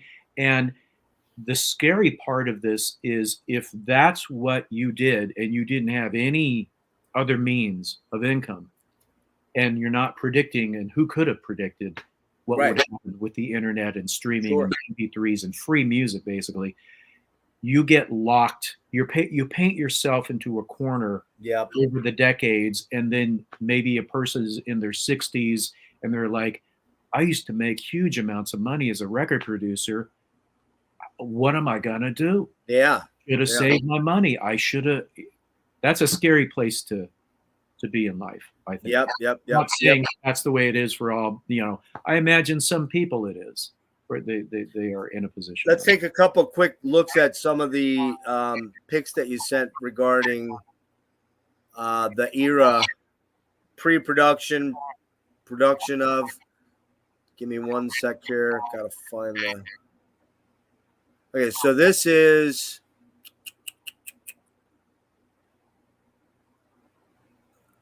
I guess this is a drum room in New York City. Time will tell. Time will tell. The recording of Time Will Tell. That's it. Tell the story about Ken and all that stuff. Yeah. So let's see. We touched on a promo picture that didn't have Ken in it because he was on tour with House of Lords, and we had to find a drummer. And here's an interesting thing. We auditioned some different drummers, including, believe it or not, Mickey D, who you said that. That was crazy. To play with Lemmy, you know, Motorhead, and now he's in Scorpions. Right. And before that, he was in King Diamond. Well, he also did an album with Dokken. Oh, okay. Don Dokken's solo album in 90 maybe, right around this time. I remember he was a cool guy, and he sounded great, and I don't know why he didn't. I don't even remember. I don't know. I remember we went out to all of us went out to some club afterwards and partied and had a great time. Yeah. But anyway, for whatever reason, I don't know why, I don't want to name any names, but we got this other drummer, and during the audition, you know, he sounded real good also. But then we started pre-production, and pre-production was with Terry Brown of Rush fame.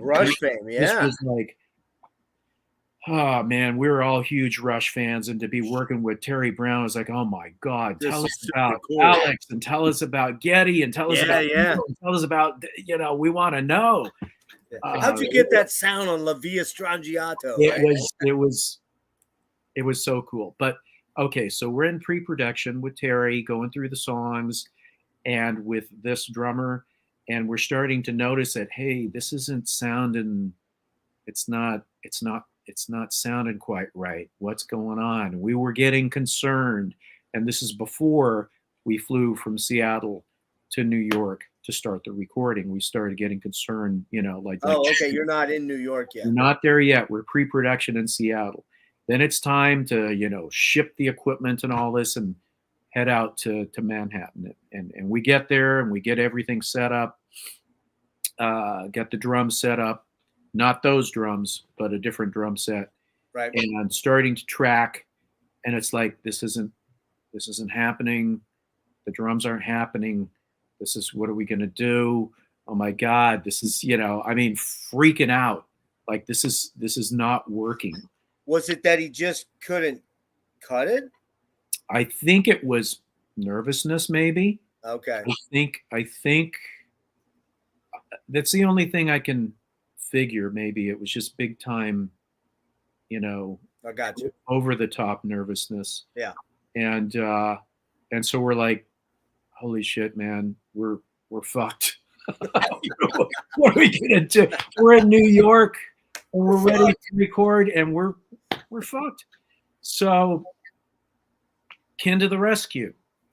Ken, where's Ken? Okay, he's on tour with House of Lords. Oh shit, what do we got? Who made that call?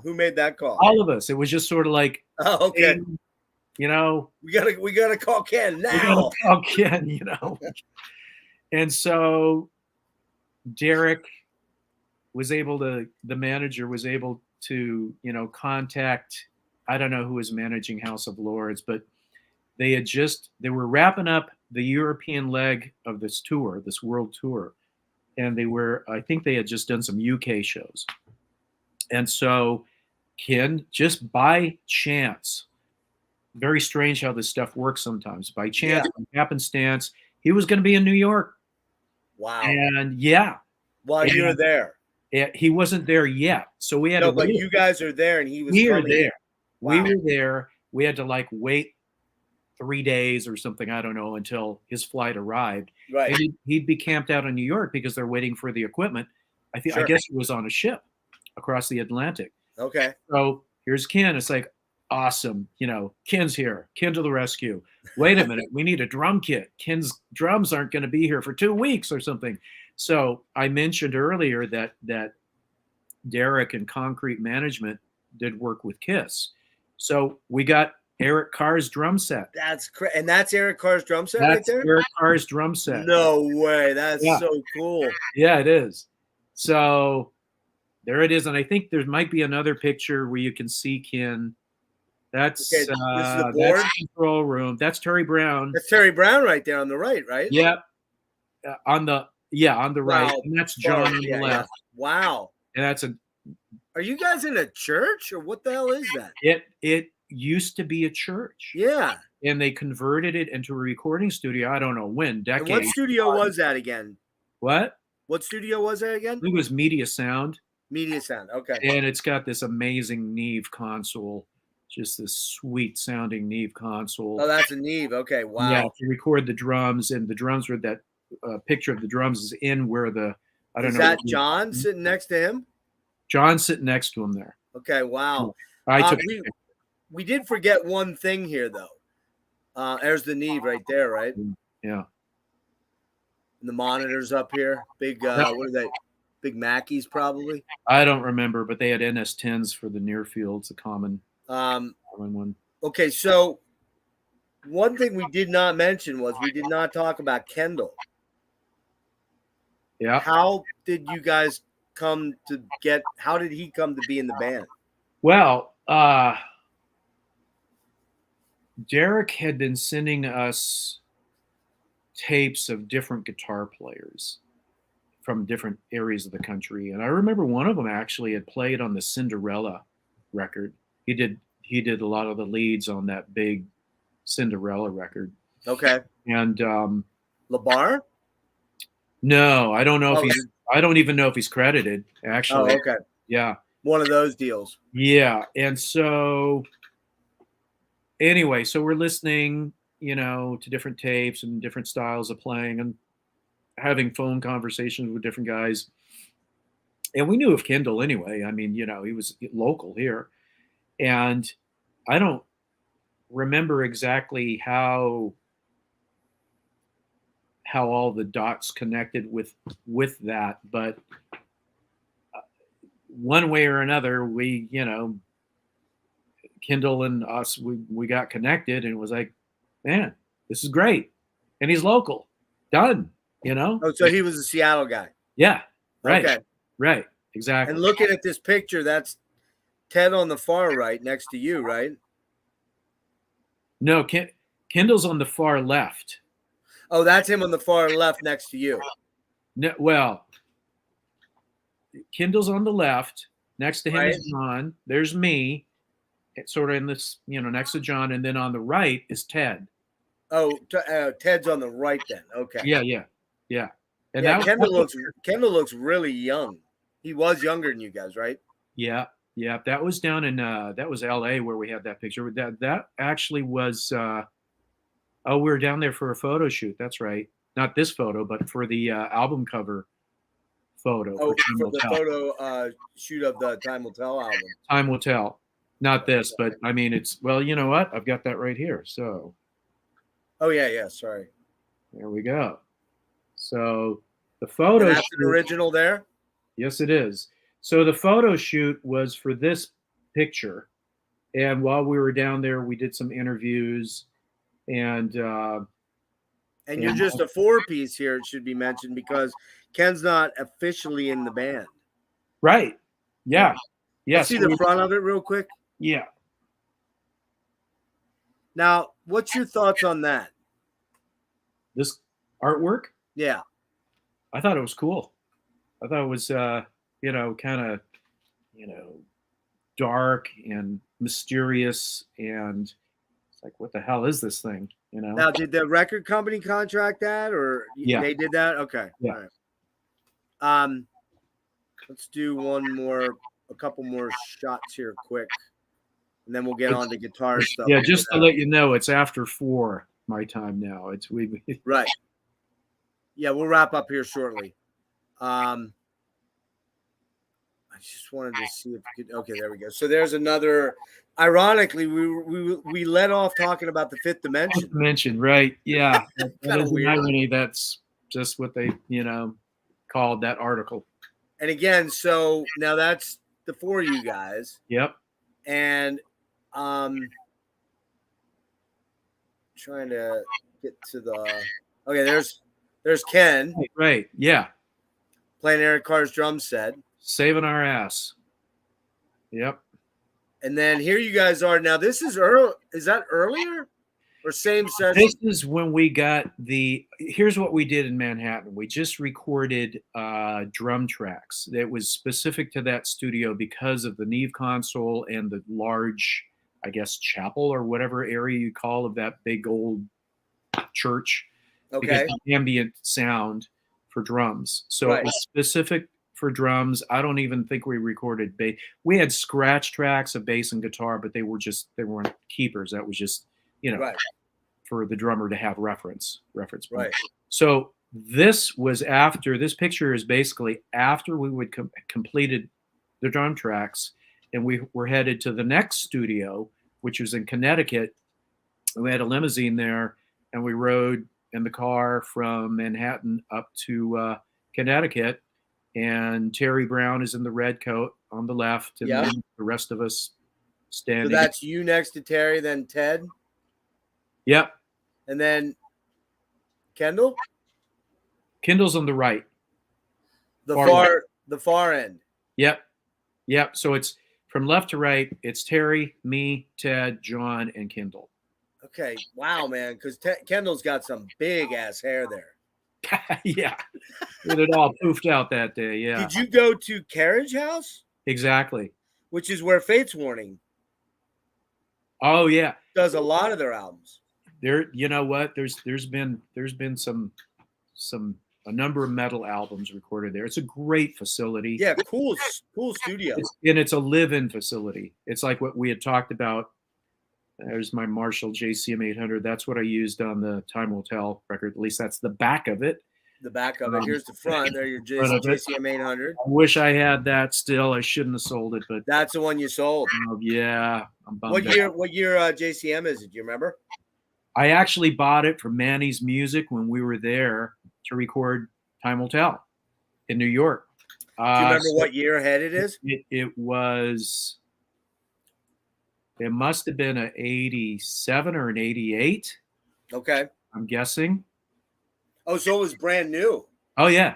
Oh, okay. Brand new I from thought it was Manny's an old unit that you, okay. No, brand new for Manny's Music. Do you remember what you paid for it? It was not much. It was like $600 for the head and the cabinet, or just the head? Just the head. Just the head. Okay, all right. So that isn't much. I brought my 50-watt head with me, the one that I had recorded the first record with, thinking that I was going to use that. Okay. And then we had a shopping day. It's like, hey, Derek, the manager, said, let's go to Manny's Music and spend some money. Okay, so we all bought something. I think John got a bass. He might have gotten a Steinberger bass. I don't remember what Kendall got. And I ended up getting that JCM 800 and playing around with it when we got back to the studio and thinking, man, this sounds good. Actually, it must have been when we got to the Carriage House is when I was experimenting with it, comparing it to the other 50-watt head, which is JMP1. Okay. And I like this one because it was punchier and more distinct. I mean, it's a classic JCM 800 sound. Sure. So that was. Now, what guitars are you using to record the first album and then the second album? Same stuff? First record, and you probably have a picture of it, and I actually have it right here. There it is. This is my version of a Frankenstein. So this is like a boogie body neck. And I was, of course, big into Eddie Van Halen. He had a boogie body neck. So I was like, I got to check out those boogie body necks. And that Burl Maple? Burl Maple? Bird's Eye Maple. Bird's Eye Maple, right. Bird's Eye Maple. Tongue oil on it. I eventually scalloped the frets. I don't know if you can see it, but I eventually scalloped the frets when I read about Ingve. Yeah, I can see it down on the higher registry. Yeah, body. I never got that. I can't play scallop. It weirds me out. Yeah, it's kind of like having really high frets. It's the same idea, really, but you can't. You just can't press too hard, whether it's chords or individual notes, or otherwise it'll. Yeah, you do it more for vibrato's sake. Or getting your finger underneath, know. And it was something that it's like, I got to try that. Everybody was doing it because Ingve did it. Right. The only guitar I've ever done that with. So then the body is ash from. It's actually a DiMaggio body that I ordered from Music Emporium. Okay. Floyd Rose that Floyd gave me back in the day when And you built this yourself, this guitar. Yeah, exactly. Nice. Schaller tuning pegs. Schallers. Yeah. And then a Seymour Duncan custom pickup. Just one double, just a humbucker. That's it. Yeah. That was it. Is it chambered above that where the pickguard is, or not chambered? No. Okay. It's solid. It's all solid. Yeah, it's a great guitar out of tune. Nice. So yeah, I used that for the first record.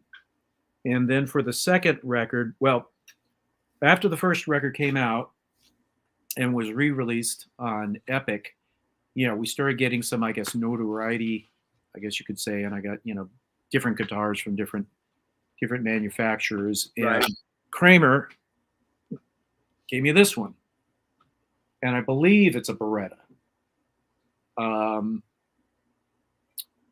Same deal. Looks like a Beretta, yeah. Yeah, it looks like a Beretta.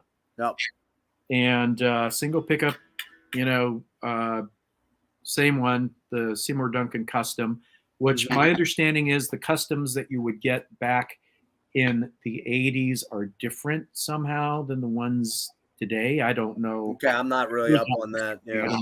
Don't know how accurate that is, but So anyway, that's what I use for Time Will Tell, and actually for When Angels Kill. Oh, use that one. Yep. Nice. Yep. And then, but you're also using Ibanez, right? I was, but that was really for live. Well, that's what I mean, live. Yeah, that what happened when we did our first gig ever in 2010, how bizarre that is. Right. I didn't want to bring these guitars. I mean, these are priceless. You can't replace. Yeah, for you, right? Sure. For me, they're great playing. They're great sounding, and they're great for recording. And I was not about to travel with these instruments, so I was trying to figure out, what I could do to get something cheaper, that I would not be heartbroken if it got lost or damaged or something like that. And that's where I came up with stumbled onto the Ibanez. What is it? The EXFM1, I think, or something like that. And they are a product of the late 80s. I'm not sure. It was a run of guitars that Ibanez did specific to what was the chain of music stores? Chuck Levin's, maybe? No, it wasn't that. It was like two different chains of stores, and it was specific to those. Musician's Friend. Maybe. I don't remember, because this is just research that I did online to find out, what the story was, because I was surprised when I came across the first one. It was, not that expensive of a guitar, but are yours Japanese made, or are they Korean? Yeah. Well, okay. I don't know. You'd have to look on the neck, probably. Yeah, I don't have one here with me, so I don't know. But I got them specific for playing live, so that if in case something happened, it's like, whatever. Didn't, I don't have any sentimental value attached to it or anything like that. So there's your Frankenstrat there. Yep, that's when I was. Yep. And you prefer. Oh, there we go. There's your Variac. Right. So, okay. After reading, the article of Eddie Van Halen using a Variac, of course, I had to go get a Variac. For the Brown sound, right? And that's what I did actually for the demo when we went to Steve Lawson Productions, the first round. I was plugged straight in.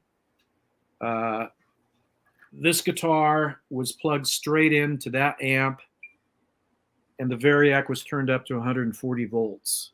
Wow. And got a great sound. Love that sound. What's the flat thing there, the rack thing? That is what I used the second time we went at Steve Lawson's. I stopped using the Variac because I was concerned I would start frying the amp. The circuitry, right? Yeah, or the tubes or something. And so this was, I got this, I have this book on different projects. Hang on a quick second. Or can you mute me for just? Yeah, I can mute you. Yeah.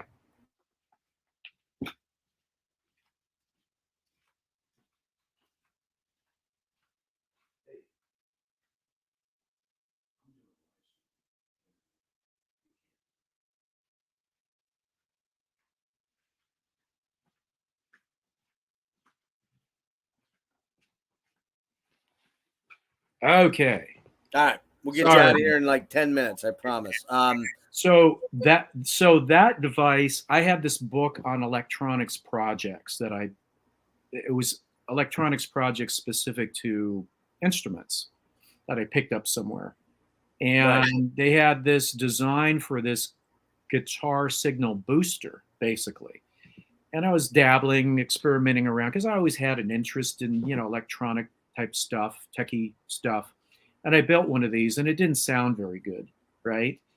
And then I started reading about, you can change the capacitance to make it sound different.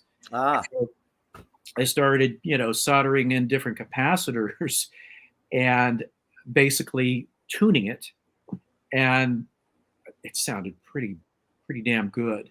Yeah. So that's, some people will use a tube screamer.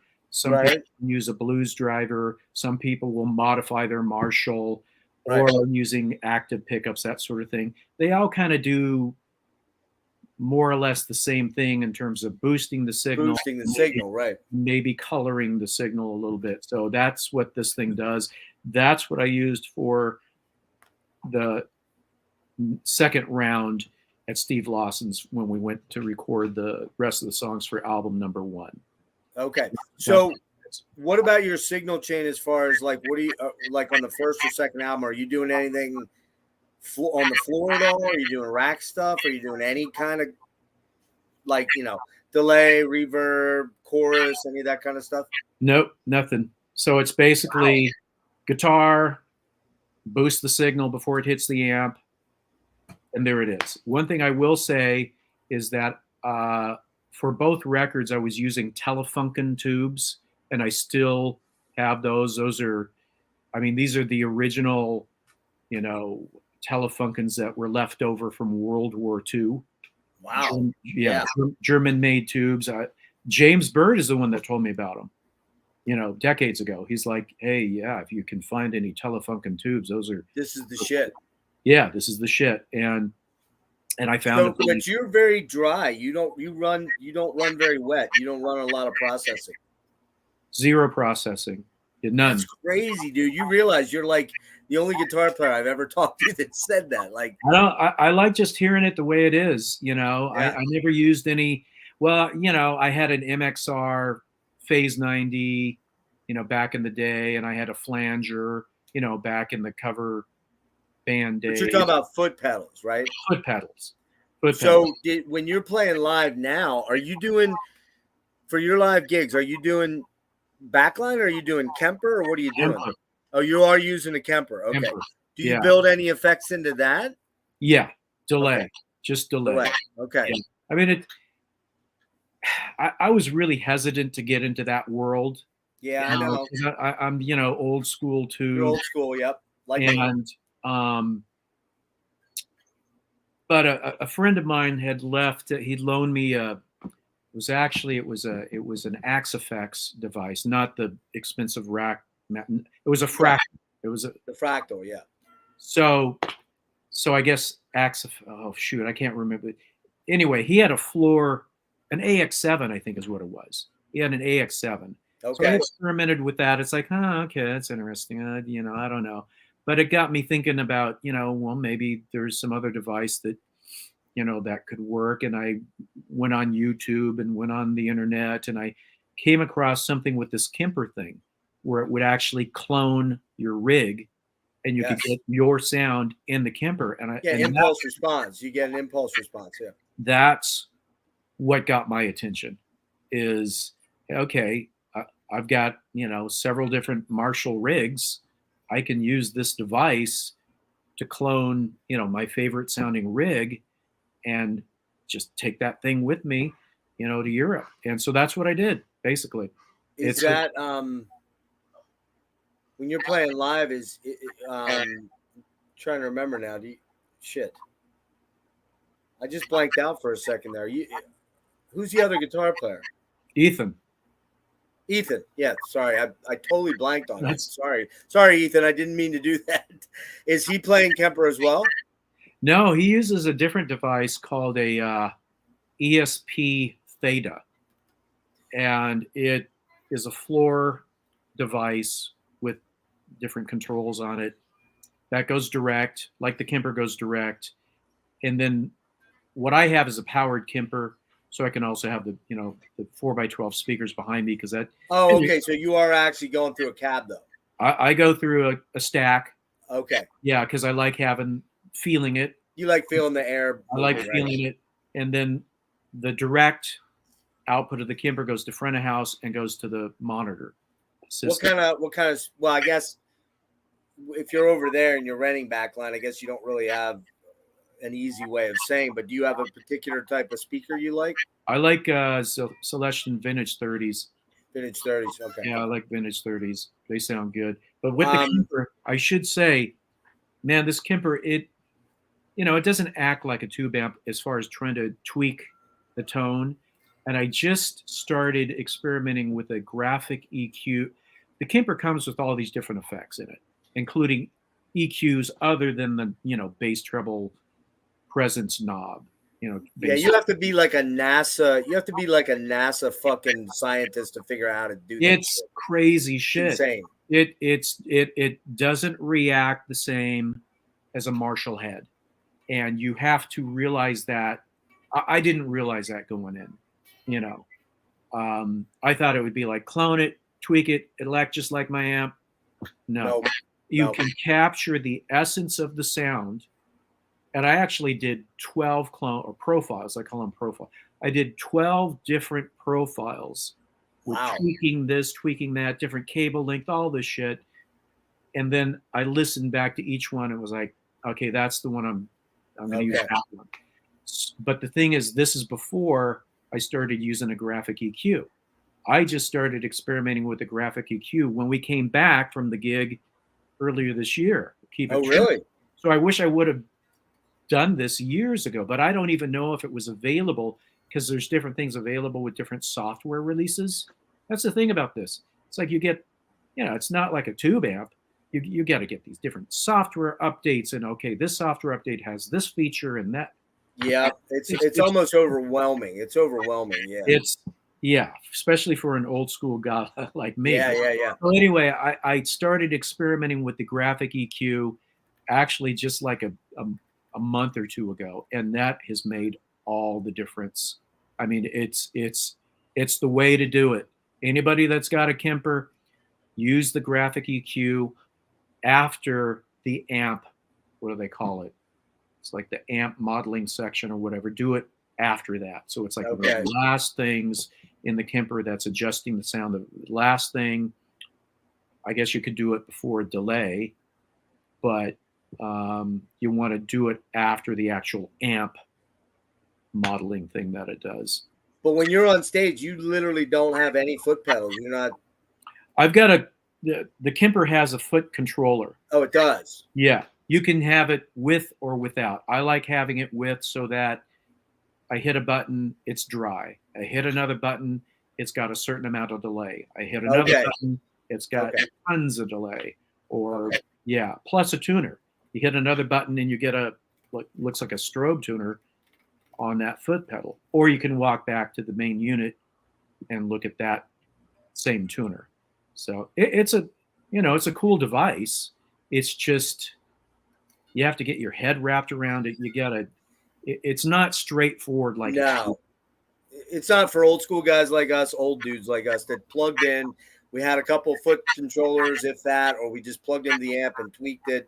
It's so space age technology, man. It's like you're just over. I remember getting some Lexicon rack gear back in the day, a Reflex. I don't know if you remember that. It was like kind of like their all-in-one PCM 41 and all that. And like, man, dude, I just spent like weeks trying to figure out all these delay tap tempos and all this stuff, and you just get lost in it after a while, and you're like, man, I'm just not creating here. I'm just fucking around with effects, Yeah, and it's the same thing with the Kemper. Really, it's like I'm barely scratching the surface. Oh yeah, with what I'm using it for, because it does all kinds of other things, but they're things that I don't know. They're the type of effects that I don't really use. Maybe I'll incorporate it with some. So there is some cool sounding stuff, but it's interesting. One of the things when you see a video on YouTube of whether it's a Kemper or a Fractal or this or that,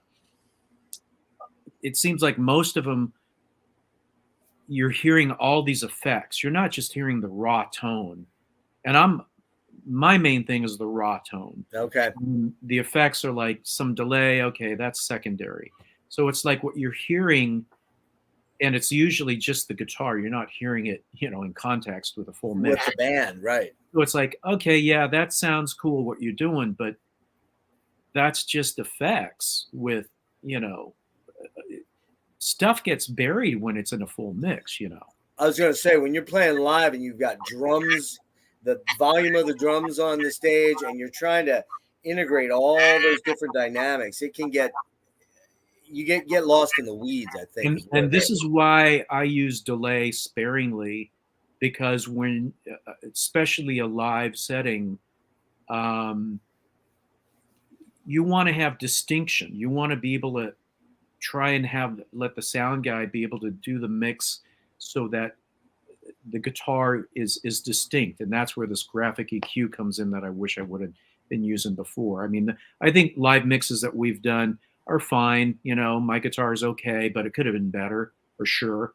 And with this graphic EQ, it's definitely better. But as far as other types of effects like flange, delay, phase, you know, chorusing, all that starts muddying things up. I realize that for some players that's kind of part of their signature sound, but for me, I get more of that raw tone, and then you're going to get the room sound of the venue anyway, you know. And it just going dry, you just get a punchier, more in your face kind of sound from the PA, in my opinion. Yeah. Opinion. So I want to get you out of here. So we're just going to I got to wrap. I know. Real quick with this. This is the new album. Came out June 16th on Nuclear Blast. When Angels Kill. Here's my version of that. Oh, you're going to show off now like Ken did. I'm doing a Ken Mary. Yeah. Very nice. Did you get the blue or the red or the black? I don't even know. I'm not sure. You didn't even open it. No. Not yet.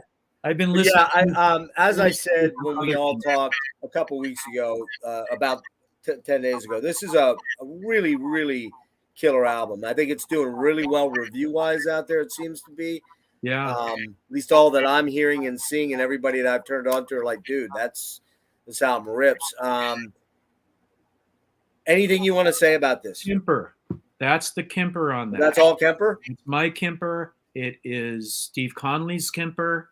And Jim Dufka, I'm not sure if he was using a Kemper or the real deal, actually. But there's a lot of Kemper on that. Yeah. And is Ethan on this too? He's on it, right? He's written some of the stuff. He didn't play on it. Oh, he didn't actually play. Yeah, okay. Yeah. He did some co-writing on tunes. Yeah. You happy with this? Yeah. Really happy with it? Yeah. Yeah. First off, as far as that new record, I have my standout favorite tracks. I think I mentioned before, I really like Resist the Tyrant. Yep. I also really like Kill the Pain. To me, those two songs, and I know you're not so much into the Tyrant song. No, I've come around to it. It was the one okay. It was the one sing song you tracked that I was like, man, it sounds a little too Euro power metal, but I like it now. And you know, just to mention real quick, you co-wrote On Wings of Steel. I don't know this off the top of my head. My apologies. I don't remember. Yeah, I mean different things, and you know, I mean it's a blur. It's just a blur, and it's like, you know, trying to collaborate. 5 Days of Madness. Yeah, it's so different. And Like the Skies. So 5 or 6 songs on here. Yeah, it's so different on a project like this than back in the day. You know, when you've got people sitting in a room together and bouncing. Yeah, this is now you're on different places in the country and you're flying tracks in, and exactly, it's a weird experience, I gather, right? It's a weird experience. People seem to be digging it, which is great. I mean, that's the main thing, I think. I've got my select tracks that I like, but I'll never forget the old music. I'm still into, you know. But what I think is cool about you, and what I've gleaned from meeting you and talking to you a little bit, is that you don't seem like an ego-driven dude where it's like, it's just all about me. I want my songs on there, and I got to be the main writer, and I got to be the lead player, and all that. Maybe I'm wrong. Maybe I have no idea, really. But you just don't seem like that kind of dude. You seem like you're a team player to make things happen, but you have your opinions about how things should be. Sure. I got my opinions, and thanks for the compliment too with that. I've known people with egos, and it's it can be a really, really difficult thing. But, you know, I think with Fifth Angel, it's like over the decades, different people have been able to have their turn, so to speak. The first record, I certainly had my turn with being smack dab in the middle of writing, recording, just production too. Right. And you know, the second record too, a lot of it.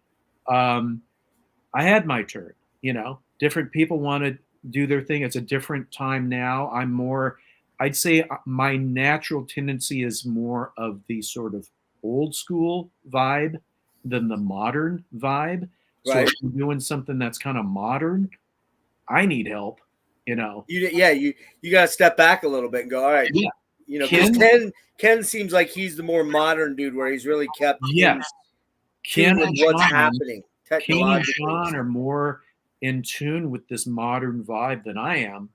And part of it probably is because I don't really listen to that much stuff other than, you know, the What older you're doing. school. Yeah. And that's where my head's at. And I kind of like it that way, you know. So, I mean, I certainly have plenty of musical ideas. Maybe I'll get them record. Who knows? Maybe with Fifth Angel, if we do another record, maybe something on my own. I don't know. Have you thought about doing like your own solo album and just doing your own thing?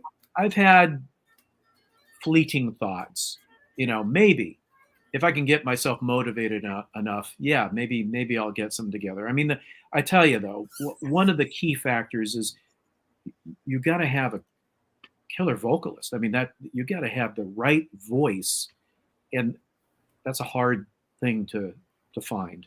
Yeah, well, I meant maybe more in your case, maybe just doing like an instrumental or doing something where you pull a bunch of your friends in, or you know, that kind of thing. Yeah, I don't know. Talk to Kendall at all, or have you not had any? No, contact? Okay. I don't think I'd want to do an instrumental. I don't know. If I was going to do something, I think I'd probably want to have vocals, and I think I'd want to. I think my preference would be a female singer that can sing heavy and just, you know, because there isn't. Honestly, I don't think the metal scene has enough women in it. Yeah, that's true. Very true. Such a male, and you know. Yeah. It really is testosterone based, right? Yeah, I mean, you've got, say Doro Pesh, and you know, there are cool metal singers for sure, but it's the majority is male, and I like the idea of a female singer that could just belt it out. You know, you know Craig LaCicero? Do you know who that is? Forbidden, the band Forbidden. I know, yeah, Forbidden. Thrash band. He's got a band. He got Forbidden back together recently, but he had a band called Dress the Dead, and they're still an ongoing concern. But he's got a young girl singing. I had late 20s, maybe 28, 29. Her name's Kayla Dixon. Man, she is a monster. I'll send you email. I'll email you the EP. Sweet, yeah. See what you think of it. Last question, because I've kept you all day, and I apologize for that. Do you keep in touch with Ted? Are you guys still buddies, or very loose contact? Not often. I mean, like, you know, once every couple of years. Hey, how you doing? Oh, it's your birthday. Hey, you know, that kind of thing. But I mean, really? Yeah, it's like we were buddies in high school. You know, I mean, all of us were actually. Me and Ken and Ted. I mean, we partied together. We hung out together. We played it. I mean, that's kind of the old school model of a band.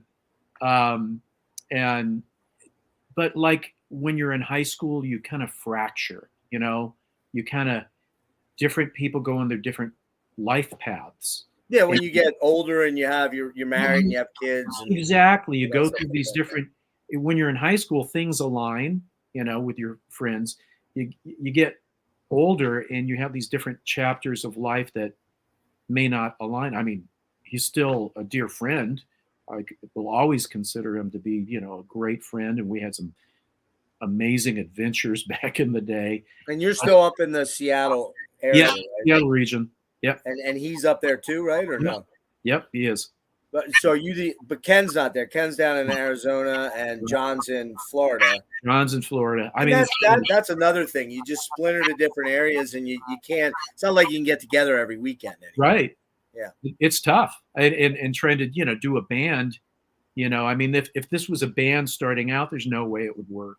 It you know, it couldn't work. But because of the nature of this beast, you know, with it having already been established decades ago and having you know, Right. somewhat of a notoriety fan base or whatever. We're not starting out. We're, you know, we're doing what we're doing, and we can make it work with this long distance thing. Well, this album kicks ass. Thanks. It's really, really cool that you guys are still going. I'm very grateful for you putting the trust in me to come on and talk to me, and I hope we keep in touch, at least for Yeah. my foreseeable time here, because I've got some issues that I'm dealing with. But I can't thank you enough. Thanks for bringing all the cool photos, because that's just stuff that's priceless. You get, you know, for a nerd like me, I'm like, oh, this is so cool. You know, it's just awesome. And the gear talk and everything, Ed. So I hope you enjoyed it. And I will send you a link then. I'll send you some stuff, but I'll send you a link that if you want to post it, Yeah. like Facebook or something like that, by all means. I'd like that. And thank you for doing this. I do feel a little sorry for people that may tune into the link, because they're going to, you know, they're going to have to dedicate an afternoon if they want to, you know, get through the whole thing. And time went by quick for me, though. I won't lie. I can talk a good bit, obviously, and I like to dig deep down under. I don't like to do these just little 20-minute promo things. And I make that clear. I made it clear to Ken, and I kind of made it clear to you. We can go all day if you want to go. I'll talk. And we put in some good time. So yeah, I enjoyed it. It went by quick. Cool, man. Sure. All right, Ed. Thank you so much. And I'm going to end it real quick, and then I'll let you out of here.